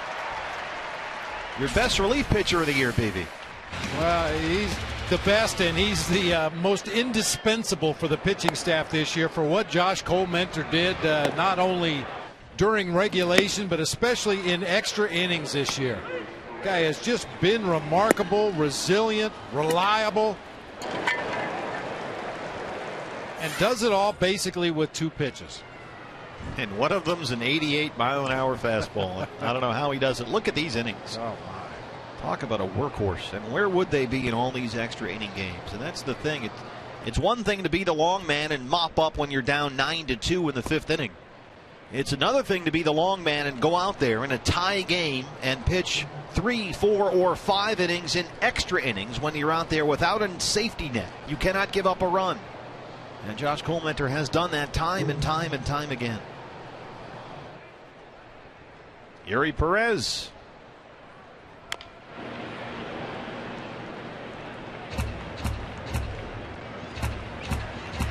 Boy, and you would be hard-pressed to go back over this entire season and think of more than a handful of games where Josh Colmentor was unavailable. I mean, with that workload, you give him 1 day off, and he's ready to go back out there and pitch 4 or 5 innings for you again the next day.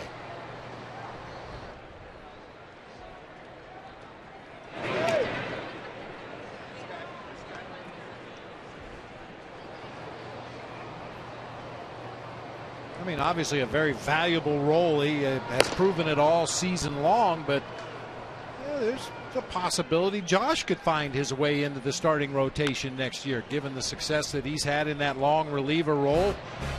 There were a couple of instances during the course of the season where there was speculation maybe Josh would go into the rotation when guys were either injured or ineffective, but that's something for off-season discussions, depending on how this club takes shape. With trades or free agent signings or whatever the case may be, that certainly would be an option to slide Josh into that rotation. 1-2 pitch. Well, it was funny. He said he initially wanted to be a starter and was happy to fill in the bullpen last year when needed. But over the course of this year, he sort of grew to enjoy that role. He got a little adrenaline when he heard that phone ring. He liked coming into the game in those big situations, liked being the guy that the ball club could go to when they needed him most. And he said he quickly grew to appreciate that role and kind of secretly like it. He kind of found his niche, it's not one that I think a lot of guys look forward to, but once you're in that particular role and you have the kind of success that Josh has experienced this year, I think he kind of grew to like it. 2-2. Big strikeout there for Miley. 2 down, and Roark, the pitcher, will hit here. It's such a thankless role that you have to be that good just to simply shine the spotlight on that role. That's how good he was. It's the kind of thing that nobody ever thinks about. But Josh Colmentor was so good in that role, people noticed, and that says something.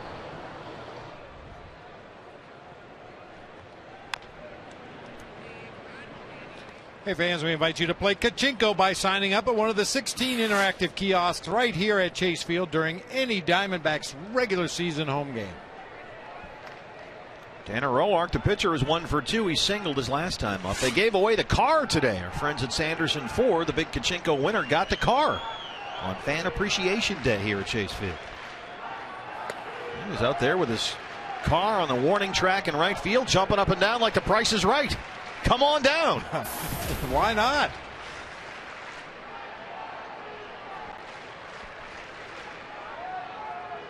A nice, actually, I think it was a Sedona red colored car. Looked good.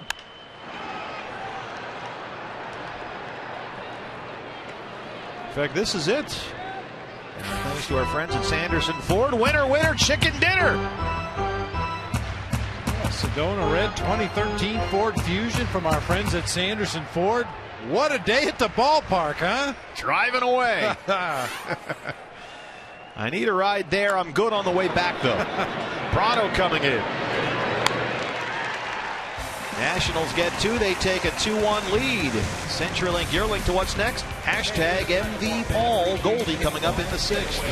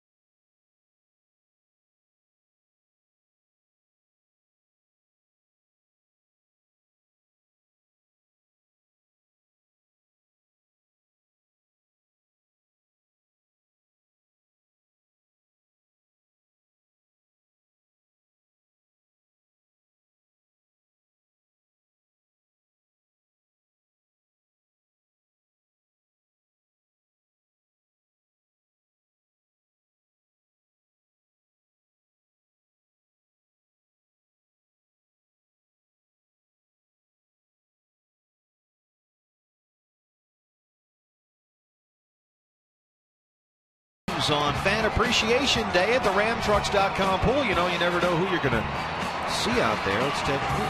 Wait a minute. It's Shane Doan. The Coyotes in the house, BB. Nice. The donor. Drop the puck, and they're going to drop the puck Thursday night. The Rangers in town for the season opener for the Coyotes. We wish them the best of luck. I'll be out there checking them out all the time. Coyotes and Rangers. New ownership group has done a tremendous job out there in Glendale, getting that franchise firmly planted. Well, expecting big things here. If we'd have known the Coyotes were coming, we could have frozen the water in the pool. They could have had a little skate around out there. Taking a few shifts out there. Killed some penalties. Probably should have done that before the Dodgers series. Freeze the water in the pool. I see what you did there. Nice work. So there are the Coyotes hanging out in the RamTrucks.com pool. Diamondbacks still with only 2 hits against Tanner Roark. And Willie Bloomquist, who has one of those hits, a single in the first. He scored the only D-backs run here. Will lead it off in the 6th. Bloomquist, Eaton, Goldie, 1, 2, and 3.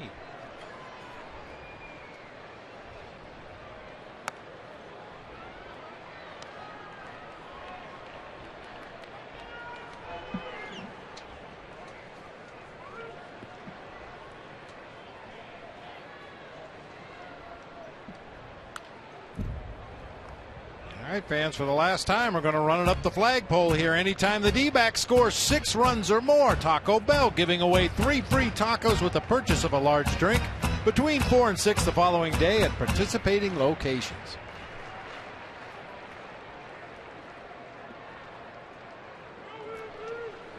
One and one.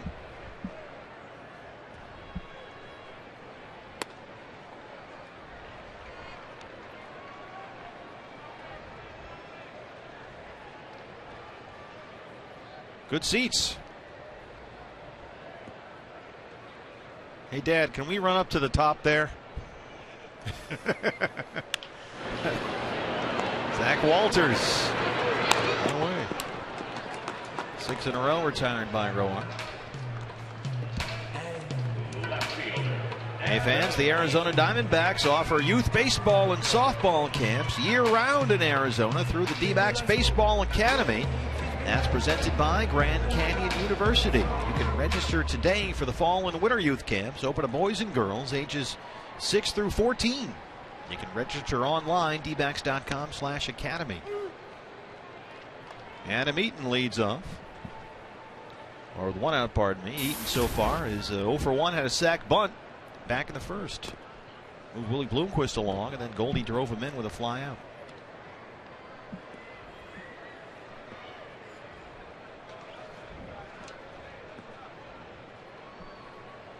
D-back Nation, I see you.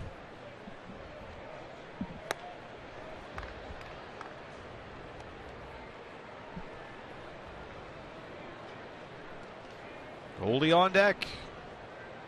RBI, sac fly, and a strikeout, trying to take a 19-game hitting streak into next season. He needs a hit today to extend that to 19. What was your longest hitting streak? Do you remember? It seems like it was 9, maybe 11. Nothing out of the ordinary. And like we've talked about before, I think my batting average actually went down. 1 for 4, 1 for 5, 1 for 5, 1 for 4, and had a slow leak. Ha! I don't think that's what it says in the Phoenix Giants program that you got over there from, what was that, 81? Yeah, 1981 Phoenix Giants program. 3-1 put out at first of Adam Eaton. Yeah, a young man named Larry Kearsley, who was our bat boy actually back in 1981, all grown up, has children of his own now, came up to the booth before the ball game today and said he found the 1981 program for the Phoenix Giants laying on a shelf somewhere at home. And the minute he turned around and walked out of the booth, one of my teammates on that 1981 Phoenix Giants team came in the booth. Hadn't seen him for several years. We looked at the pictures in there of those god-awful uniforms we used to wear. Brought back a lot of memories. Yeah, we didn't have a retractable roof with air conditioning over at Phoenix Muni back in '81. Let me just say that. Yeah, you were out there in it every day in those uniforms, and too. The fans were out in it. I mean, we drew tremendous crowds over there. Ethan Blackaby was the general manager of the team at the time, and we've talked a lot about Rocky Bridges, our field manager, was quite a character. It was must-see minor league TV. It was a lot of fun. Popped up, first base side, Tyler Moore in fair territory. And that's the inning. Tanner Roark has retired 8 straight. Diamondbacks through 6, trail it 2-1.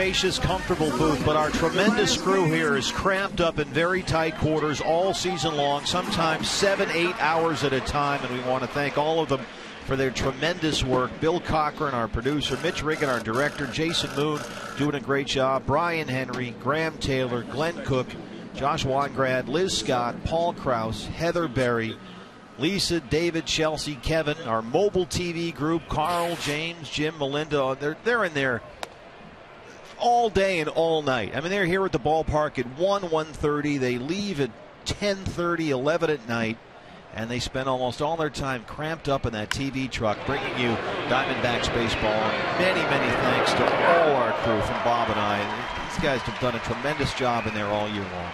It really isn't fair. We get a lot of credit for what goes out over the air, what our fans sit at home and watch every night, and we're just a very, very small part of it. Those people down there are the people that deserve all the credit. And our graphics people, Meg Buchan, Casey Straub, John, the technical director, John James, Chris, David, Neil, and video. Showed you the camera people who they're out here standing in the ballpark for all this time. Eric, Ernie, Greg, Derek, and Matt in the tape room. Adam Eaton has it. 2 quick outs here in the 7th.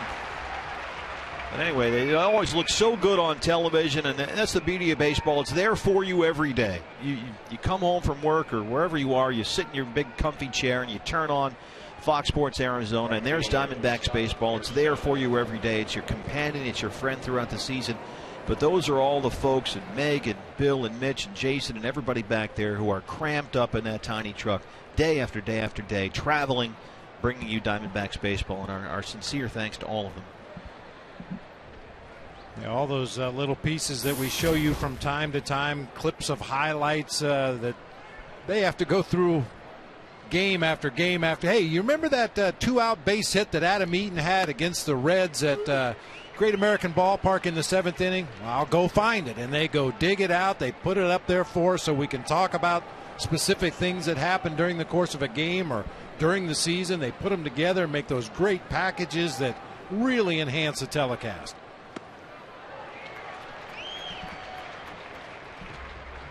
Bill Cochran is weeping over the headset right now.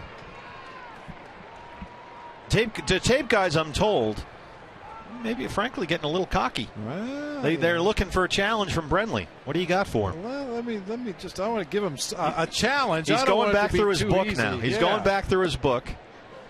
Are we putting a clock on this?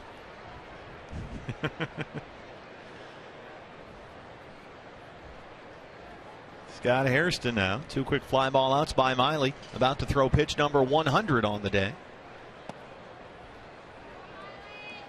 So far, Wade Miley, 100 pitches, 64 for strikes. He's given up 2 runs on 7 hits, a walk and 2 strikeouts. Looking for some offensive support. D-back so far with only 2 singles. Another fly ball out for Miley, perhaps. Pollock backing up in front of the track, and he's got it. And it's a 1-2-3 7th. Bob Brenly pouring through the old scorebook. We'll see what he comes up with after this.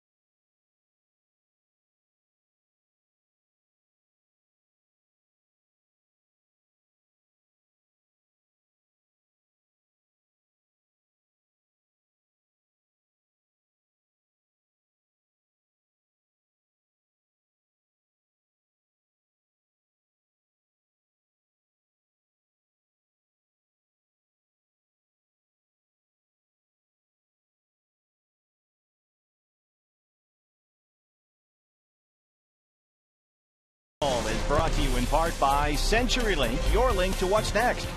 By Mazda, we believe if it's not worth driving, it's not worth building. And by Lone Butte Casino, you're in for more winning moments at Lone Butte Casino. Hey fans, Diamondbacks 2014 season tickets on sale right now, and you can enjoy exclusive benefits, a flexible 12-month payment option, and a ticket plan that fits your needs or whatever you can do. You can just go to the weekend games and get a weekend plan. You can go to the half the games if you can't make all 81 home games. Go half season or go all in. And don't miss a single moment with full season tickets. Buy or renew for 2014. Get your Diamondback season tickets. Call 602-462-4600 or log on to dbacks.com/tickets. Wade Miley needs a couple of runs here. So far, Diamondbacks only with 2 hits, a pair of singles, and they trail 2-1 as we hit the home half of the 7th. And a pretty good job here by Wade to close out 2013. Yeah, I mean, against a very aggressive hacking lineup that he probably didn't know a lot about going into this ball game, but pitched very effectively here through 7 innings of this ball game. Gave up only the 2 runs in the 6th. With an assist from an error by Martin Prado down at third base. All right, for the guys in the truck, I like your suggestion only because I'd like to see it again myself. The Gerardo Parra bunt double. Go. You're asking for it. They're asking for a date. A date and an inning and how many I thought, outs. you start, walking around, getting a little cocky. They want the date of the bunt double. I believe it was at Citi Field against the Mets, if I don't. I believe I'm correct there. Somewhere in that series. So let's see how long it takes our crack staff in the tape room to find video, per request from Bob Brentley, of Gerardo Parra's bunt double, which was one of the highlights of this season. What a backhand stop by Steve Lombardozzi to throw out Martin Prado. How about that for a quick short hop on the backhander? Second baseman, Aaron Hill. Well, his daddy did that for years for the Minnesota Twins. Was a fine defensive infielder in his own right. Has to be proud of his son here. Tough backhanded play. Comes up with it and throws on to first for the easy out.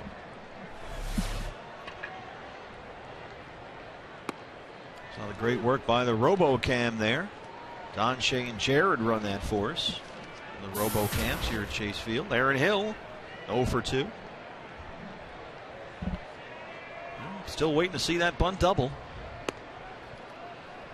I'm looking through my book here. Could have possibly been August 11th. I'm not sure.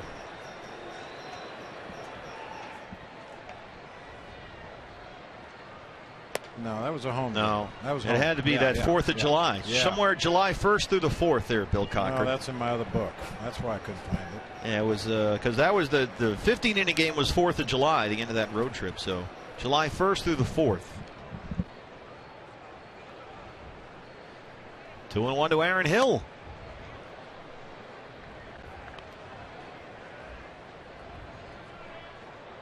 So this is the way the broadcast goes, fans. It's something will occur to Bob or myself, and we'll say,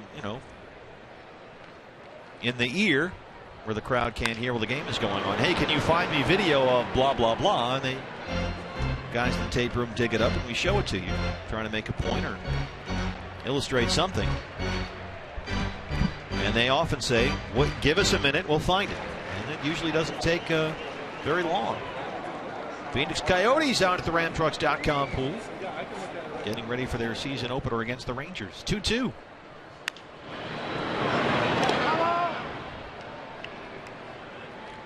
What you're getting here with this long, awkward pause is the seamy underbelly of TV.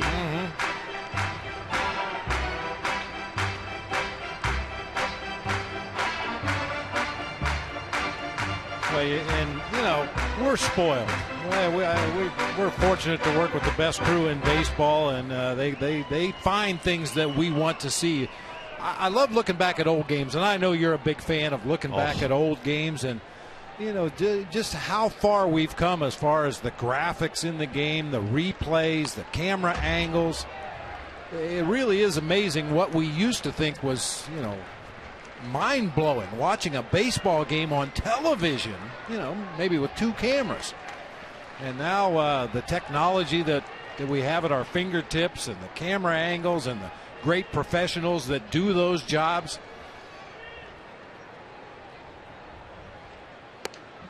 You get spoiled fast, that's for sure. Sure do.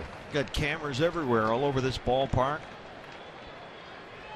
Stationary cameras, robotic cameras, cameras that our staff mans and stands behind for 4, 5, 6, 7 hours straight.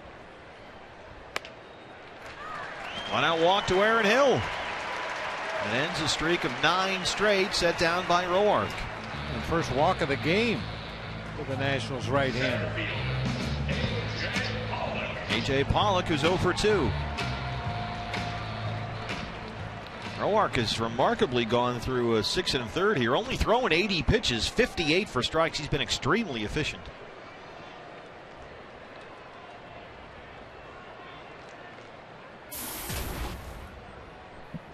There's A.J. hitting about 360 in September. There goes Aaron Hill, fouled away. Gibby starting the runner there. Yeah, looked like a little hit and run. A.J. Pollock trying to shoot the ball through that hole on the right side of the infield. And there it is. Very nice. The bunt double on 4th of July at Citi Field in New York for Gerardo Parra.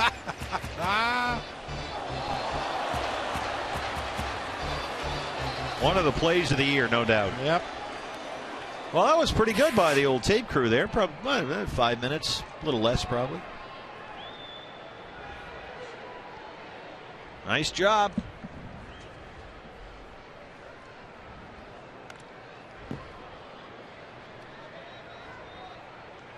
That's Eric and Ernie and Greg and Derek and Matt. Took 2 batters to get that by the baseball clock.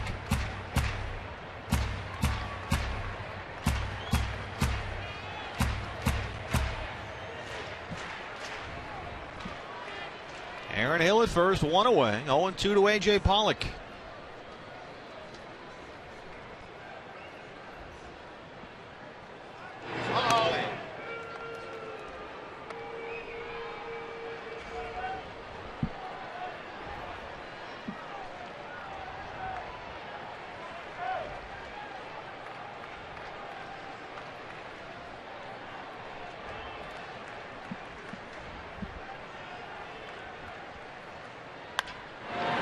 Ground at third, it eats up Rendon. He's only going to be able to get 1, and not even that, as the throw pulls more off the bag.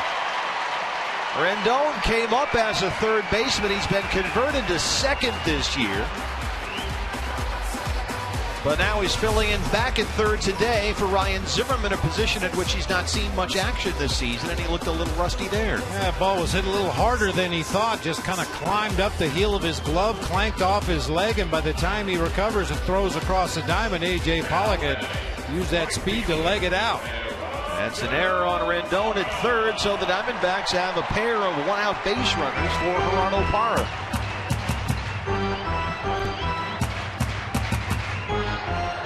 Parra's 0 for 2. He has twice grounded out to second base.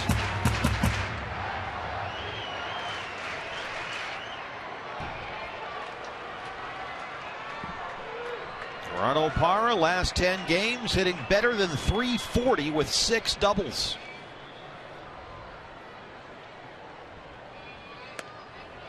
One 1-0. Nationals bullpen gets busy now.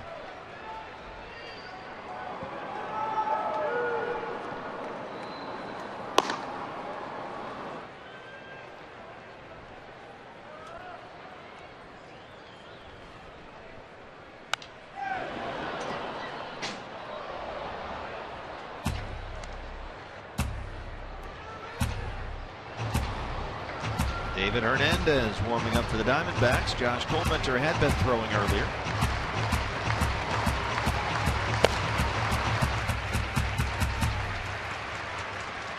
We got a 1-out. Tuffy Gozawish, the 8-hitter, is on deck. Pitcher spot would be due up after that. 1-1 to Parra.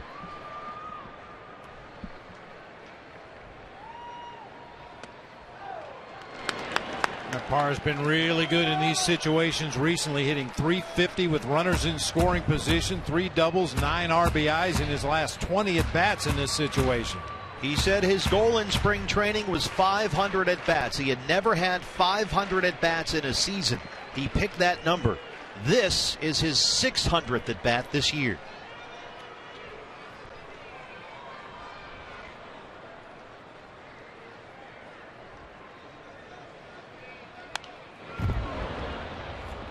And that increased playing time for Gerardo has led to, well, spectacular defense as we've documented all season long and earlier today.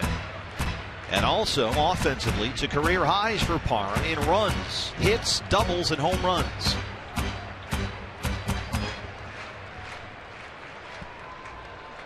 Well, the good news for Parra and bad news for the Venezuelan Winter League, he probably won't need to play any winter ball to get at bats this year. He needs to rest. 2-2 pitch. Base hit. They will stop Aaron Hill at third. Coburnis kicks it around out there in left, but the Diamondbacks will have the bases loaded and 1 out. Matt Williams quickly put up the brakes on Aaron Hill coming into third. Coburnis juggled it out there, but not enough for Aaron to come on in. Yeah, the timing of the play was just such that Aaron couldn't get his momentum going again toward home plate after slamming on the brakes, rounding the bag. Right there, he turns around and sees the ball get away, but he's at a dead stop standing next to third base. That would have been a dangerous go if he tried to get going again down that third baseline. Conference time for the Nationals. Steve McCanty, the pitching coach. Steve McCanty, part of those Billy Ball, Oakland A's rotations. Oh, yeah. Mike Norris and Langford and all those guys. 4-man rotation. They all threw complete games every day. Every day.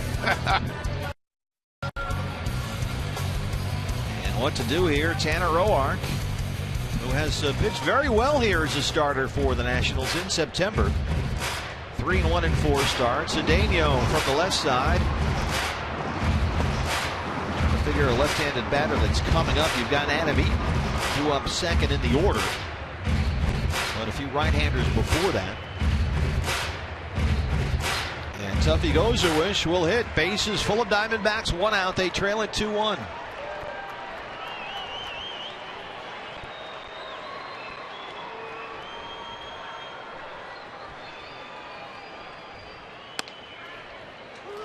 Looks like Will Nieves is in the on-deck circle.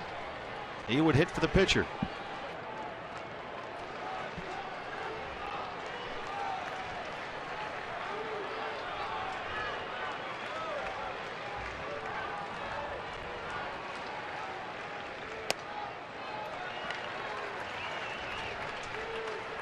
Tuffy has twice grounded out. He's 0 for 2.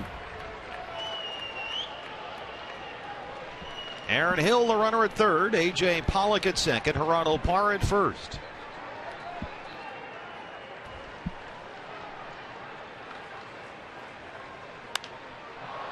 Popped up, foul ground, first base side. Moore has room, and it's just behind the Nats dugout. Big spot here for Tuffy. As the starting catcher this season, Tuffy in 10 previous starts has hit .229 with 3 RBIs. They're on their feet here at Chase.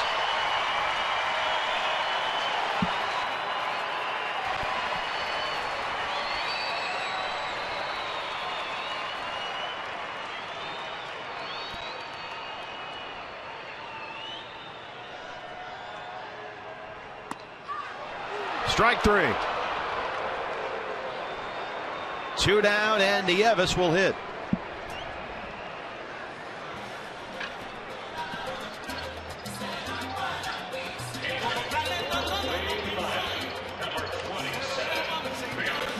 So Nieves hits for the pitcher. Will 2 for 20 this month. He's played in only 11 games in September, 4 starts. As he steps in here, he is 3 for his last 25. Aaron Hill is the tying run at third. A.J. Pollock the go-ahead run at second. Gerardo Parra aboard at first. Bases loaded, 2 outs for Nieves.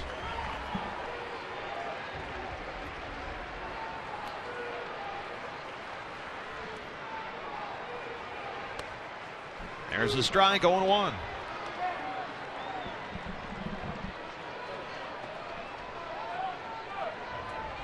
Well, he's been one-a-day Will all season long.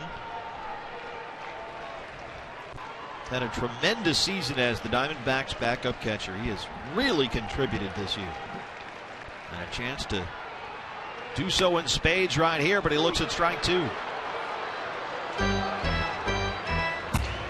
Roark making some of the best pitches of the game here in a tough situation. Bases loaded, painted that outside corner on Tuffy, and now jumps ahead of Will Nieves 0-2.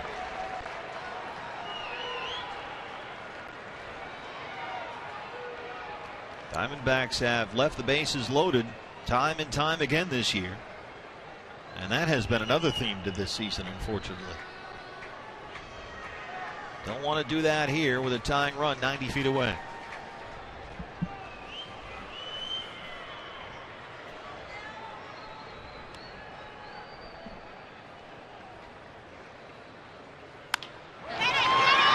Roll to second, Lombardozzi. And they leave them loaded. We are through 7. Diamondbacks trail the Nationals 2-1.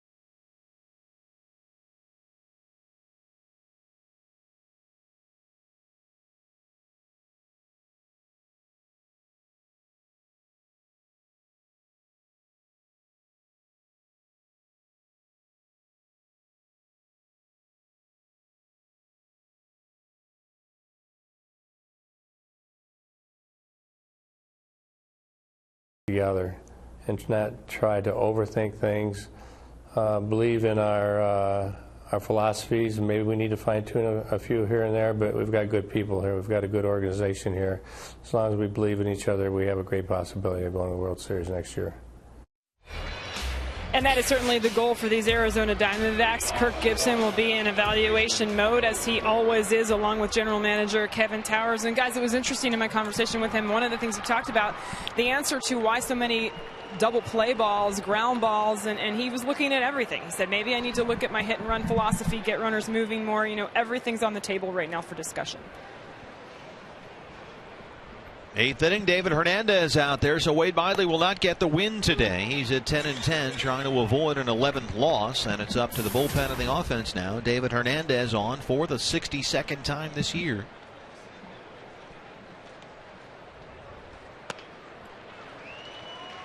We saw David pitch yesterday. He worked the 8th inning, worked a 1-2-3 8th, including 2 strikeouts.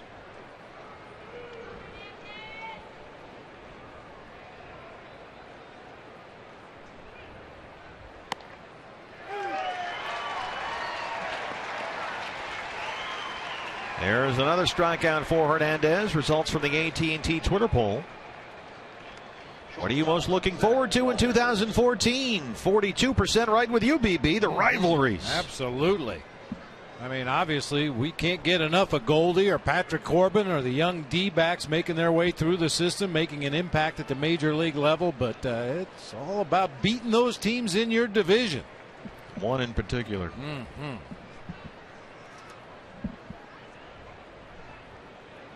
Zach Walters, the shortstop, had an RBI triple and scored a run his last time up. He's 1 for 3. Don't forget Sydney, 174 days. Dodgers and Diamondbacks. Not that we're counting.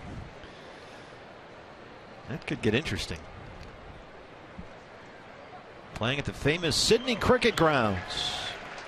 Don't forget you can log on to dbacks.com/tickets or /Sydney and check out a vacation down there. We've had great response. A lot of D-back fans have bought travel packages to, let's just make a whole family vacation of it. Go down there and see Australia.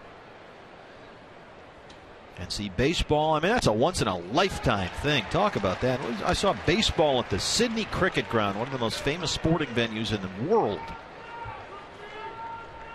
And the Diamondbacks have the honor of playing there against the Dodgers to open up the 2014 Major League season. Those are regular season games.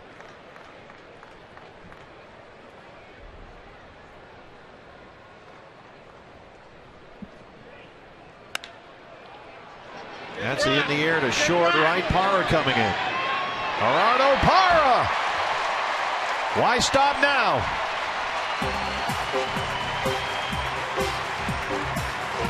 From game 1 to game 162. He's done it all year.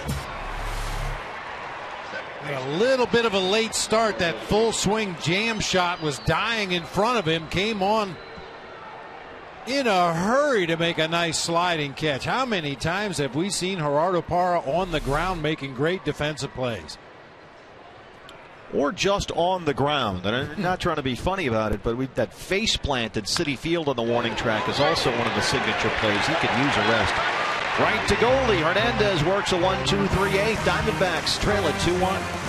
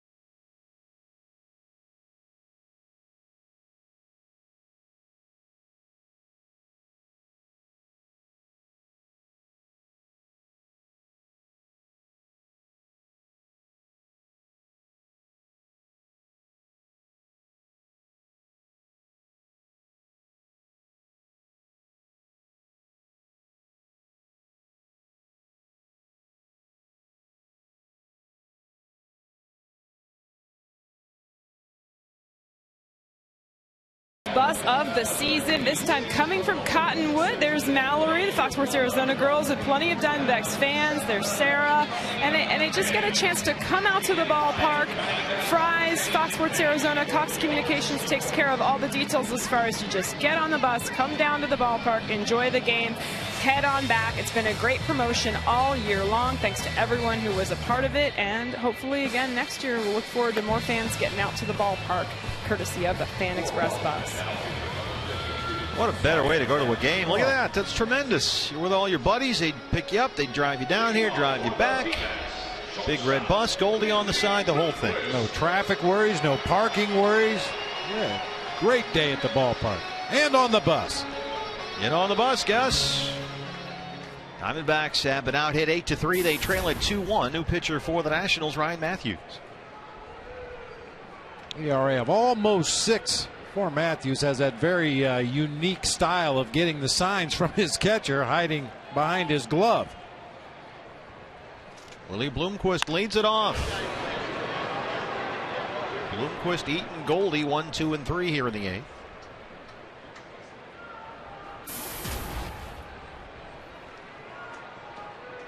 Willie singled the lead off the ball game for Arizona. Was moved along, came in on a Paul Goldschmidt sacrifice fly, and so far that's been the Diamondbacks' only run. They have 3 hits, all singles.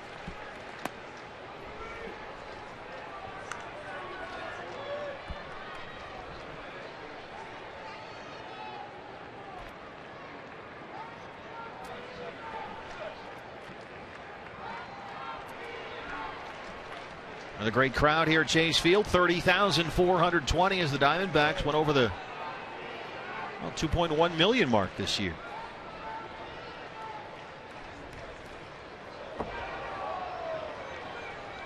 That one came up just a little bit short.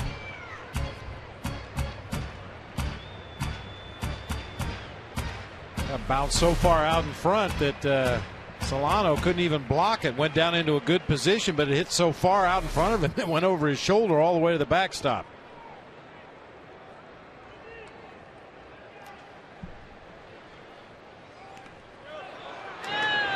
Willie Bloomquist has to hurry. Solano throws him out, 1 away.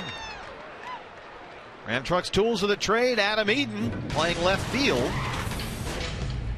And had this play earlier in the ball game. Pitcher Tanner Roark running from second base, got a little too far toward third, lost his footing. Adam Eaton alertly fires back into Aaron Hill to complete the double play. And here is Spanky.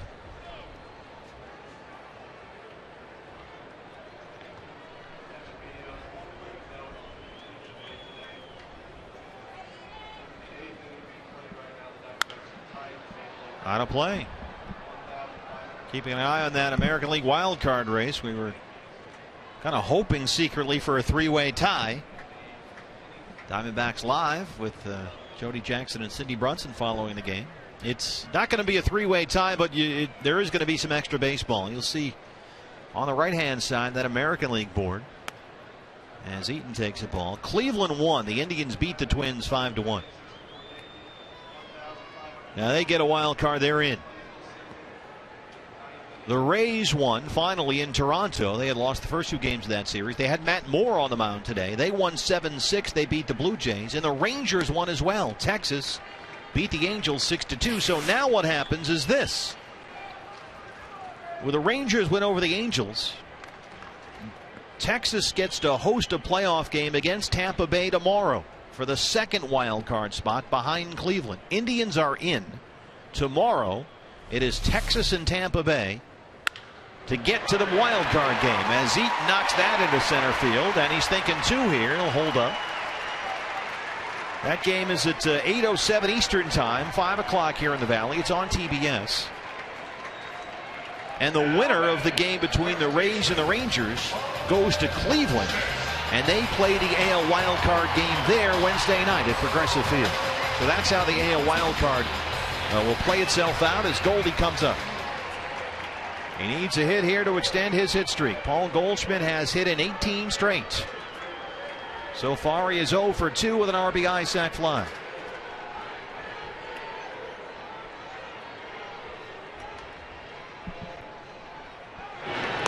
And keep in mind that during this streak, Goldie has had exactly 1 base hit to extend that streak in each of the last 8 games.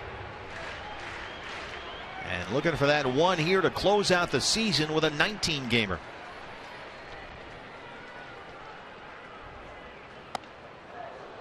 Came inside on him, 1-0. Inside, but not for a strike. That's what we've seen from a lot of pitchers around the National League when facing Goldie. They'll show him inside off the plate and then try to get him out away. He's hitting .317 in this season's final month. 20 RBIs in 27 September games. In fact, now make it 21 with his RBI in the first.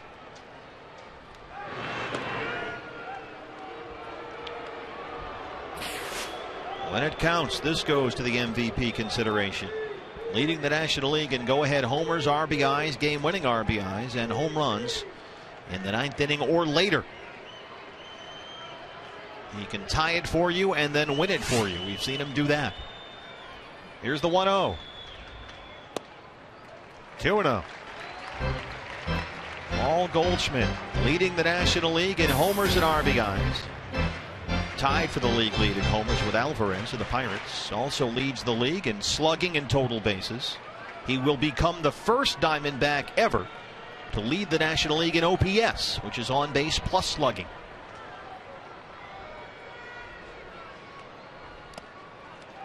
And they're being careful here.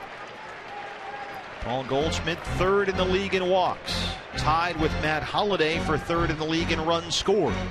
He is fourth in hits and on base percentage. And on and on and on.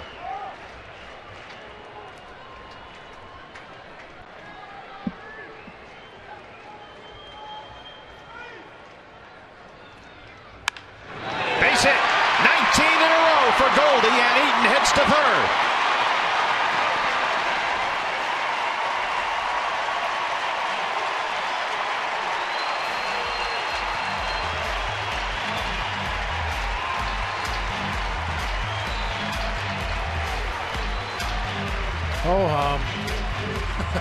The longest active hitting streak in the major leagues will stay active all winter long.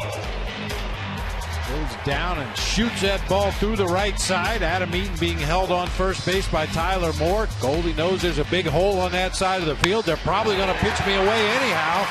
Take that single into right, keep the hitting streak going, keep the line moving here. Diamondbacks looking to tie this one or take the lead here in the bottom of the 8th. Or they could just tie it and break the extra innings record on the final day. We want the record, BB. The crew wants the record. All we need is 2 to tie and 3 to beat those 19-18 Senators, those dilettantes. Martin Prado. There's a strike, 0-1. Prado singled in the 4th. He is 1 for 3. He's hit in 6 straight and 10 of his last 11.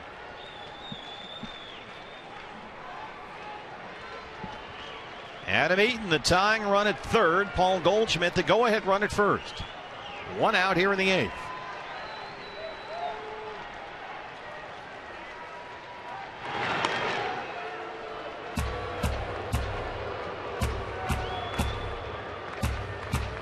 Now we've been talking a lot about the Prado for Upton and others trade, and it probably isn't fair to even compare the numbers of the two because they're not the same kind of players. They're not expected to do the same things.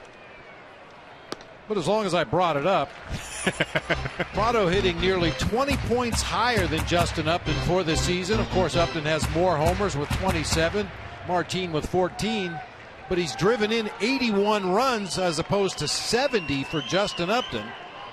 27 doubles for Upton, 36 doubles for Prado, and this is the one that really jumps off the sheet. Martin Prado has struck out 53 times this season.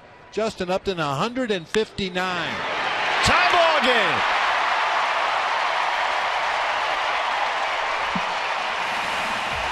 Three straight singles in the 8th, and it's 2-2 at Chase.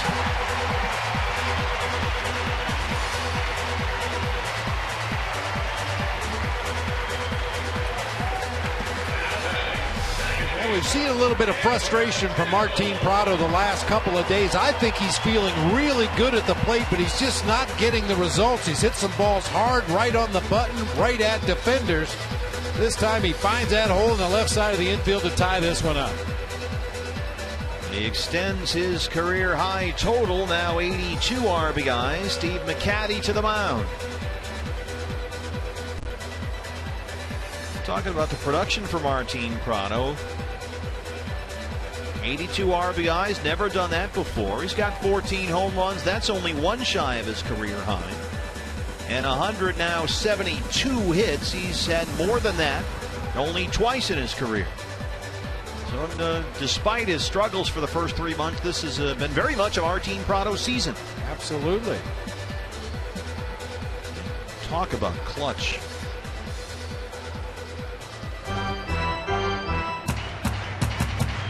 Goldie extends his hit streak to 19 games. He will take that into 2014. Prado follows with a game-tying single. And now the Diamondbacks have the go-ahead runs aboard with 1 out. And will have a pinch runner for Paul Goldschmidt.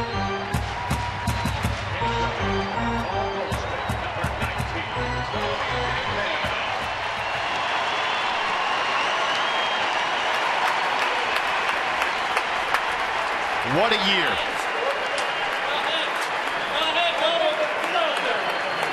His teammates are urging a curtain call. Not in the DNA.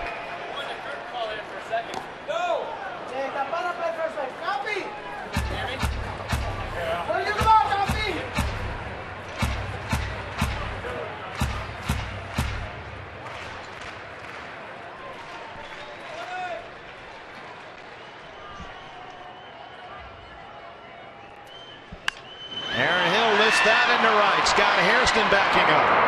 Campana at second. He will tag.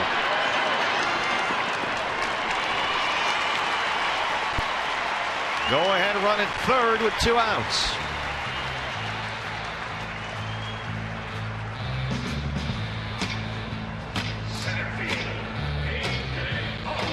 Could become a big 90 feet right there. Campana tagging and advancing. We've already seen Matthews throw a couple of pitches all the way to the backstop.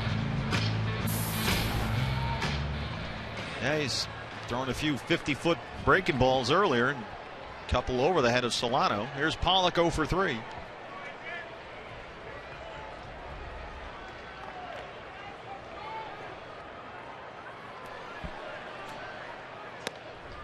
If this doesn't go extra innings, I'll be stunned. You got to go out the way we came in, BB. It's getaway day, you know. It's the ultimate getaway day. This is it.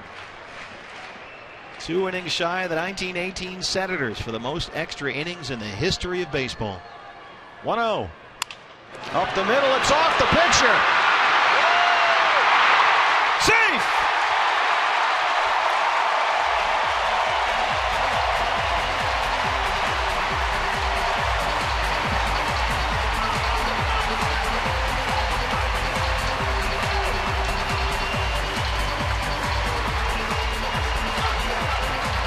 Single and an RBI for A.J. Pollock, and it's 3-2 Diamondbacks.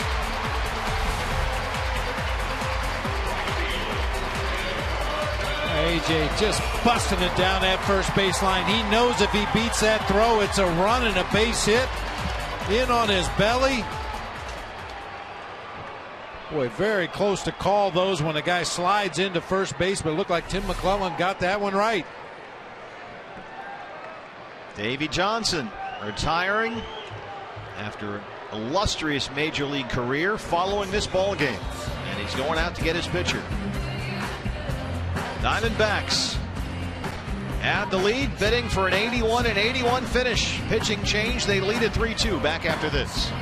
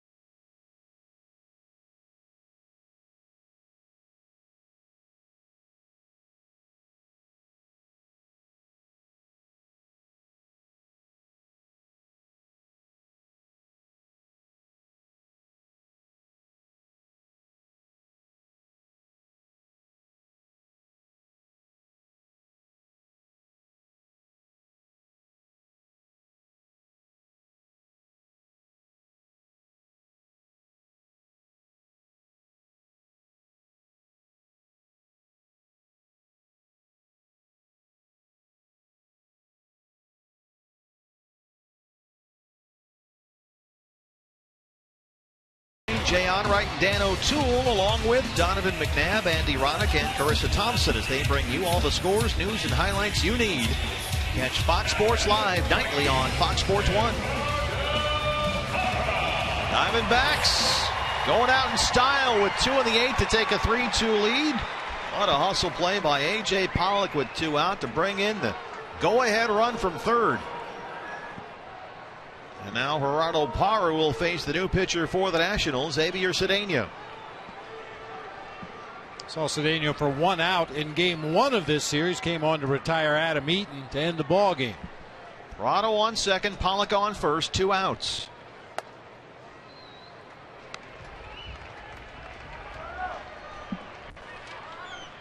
Here is Cedeno, recalled from AAA Syracuse with roster expansion. Pitched 39 games down there, had a 1.31 ERA. On the ground to second. Lombardozzi will get the sure out. But the Diamondbacks get 2 and send us to the 9th with a 3-2 lead. A.J. Pollock typically finishing with a hustle play to drive in the go-ahead run. And now the Diamondbacks will try and end this season with a win here at Chase.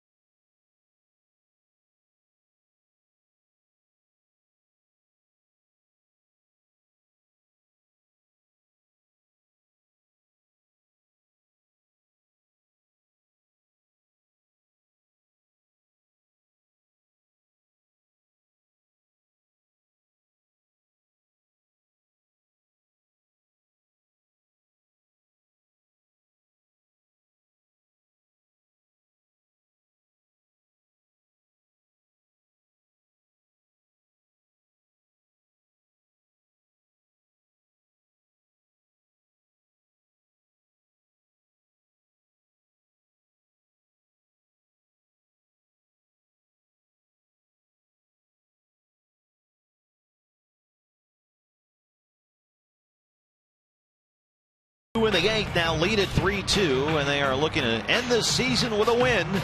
And it's been a long one. Our APS Energy All-Stars, 1,538 innings played this year. That is a new Major League record, breaking the mark set by the 64 Yankees. This is not extra innings. This is just innings, period.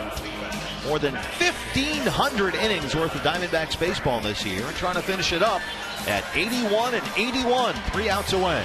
Just getting loose. The closer is on, Brad Ziegler.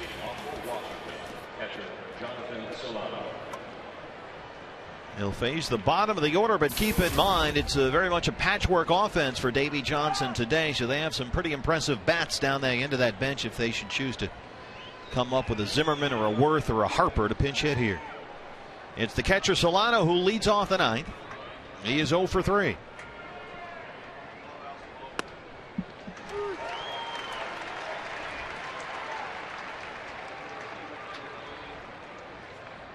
That's Martin Prado at third. You saw Tony Campana pinch run for Paul Goldschmidt and score what turned out to be the go-ahead run. Eric Chavez takes over defensively for Goldie.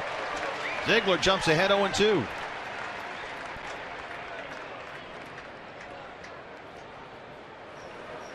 Brad Ziegler leads National League relievers with 8 wins, leads them with 78 appearances. 1 away.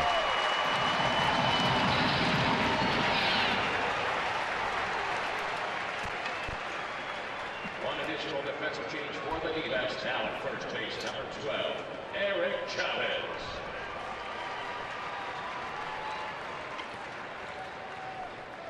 Sandy Leon now will hit for Yuri Perez. Number 41, Sandy Leon.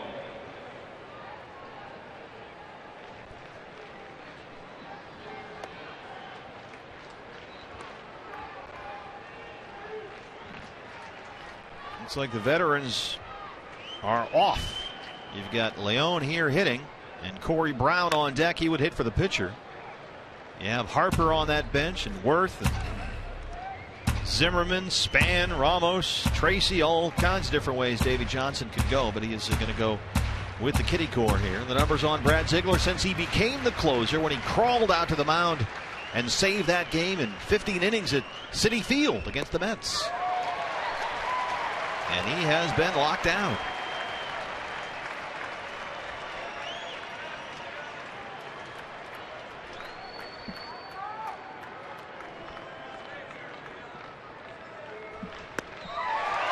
Two down. Bob Brenly, I'm sorry this is our last game. I can't thank you enough for your patience and your cooperation. It has been a genuine pleasure working with you, and I really appreciate it. I echo those sentiments, partner. It's been a fun season.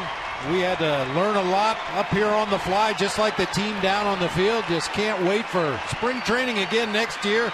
Start all over again with a fresh slate. So here's Corey Brown with 2 outs. On the ground is Chavez, and the Diamondbacks win it.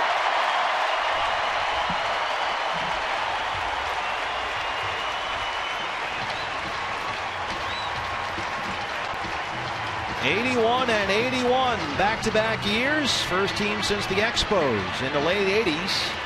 And the goal in 2014 will be certainly a little bit better than that. The expectations were high. The injuries killed him. There's no question about that. But there is reason for genuine optimism here and enthusiasm as you look ahead to 2014. This is a franchise clearly, Bob, headed in the right direction. I don't think there's any doubt about that. We heard Kirk Gibson during the telecast talk about a few tweaks here or there, but they like the guys they have in place.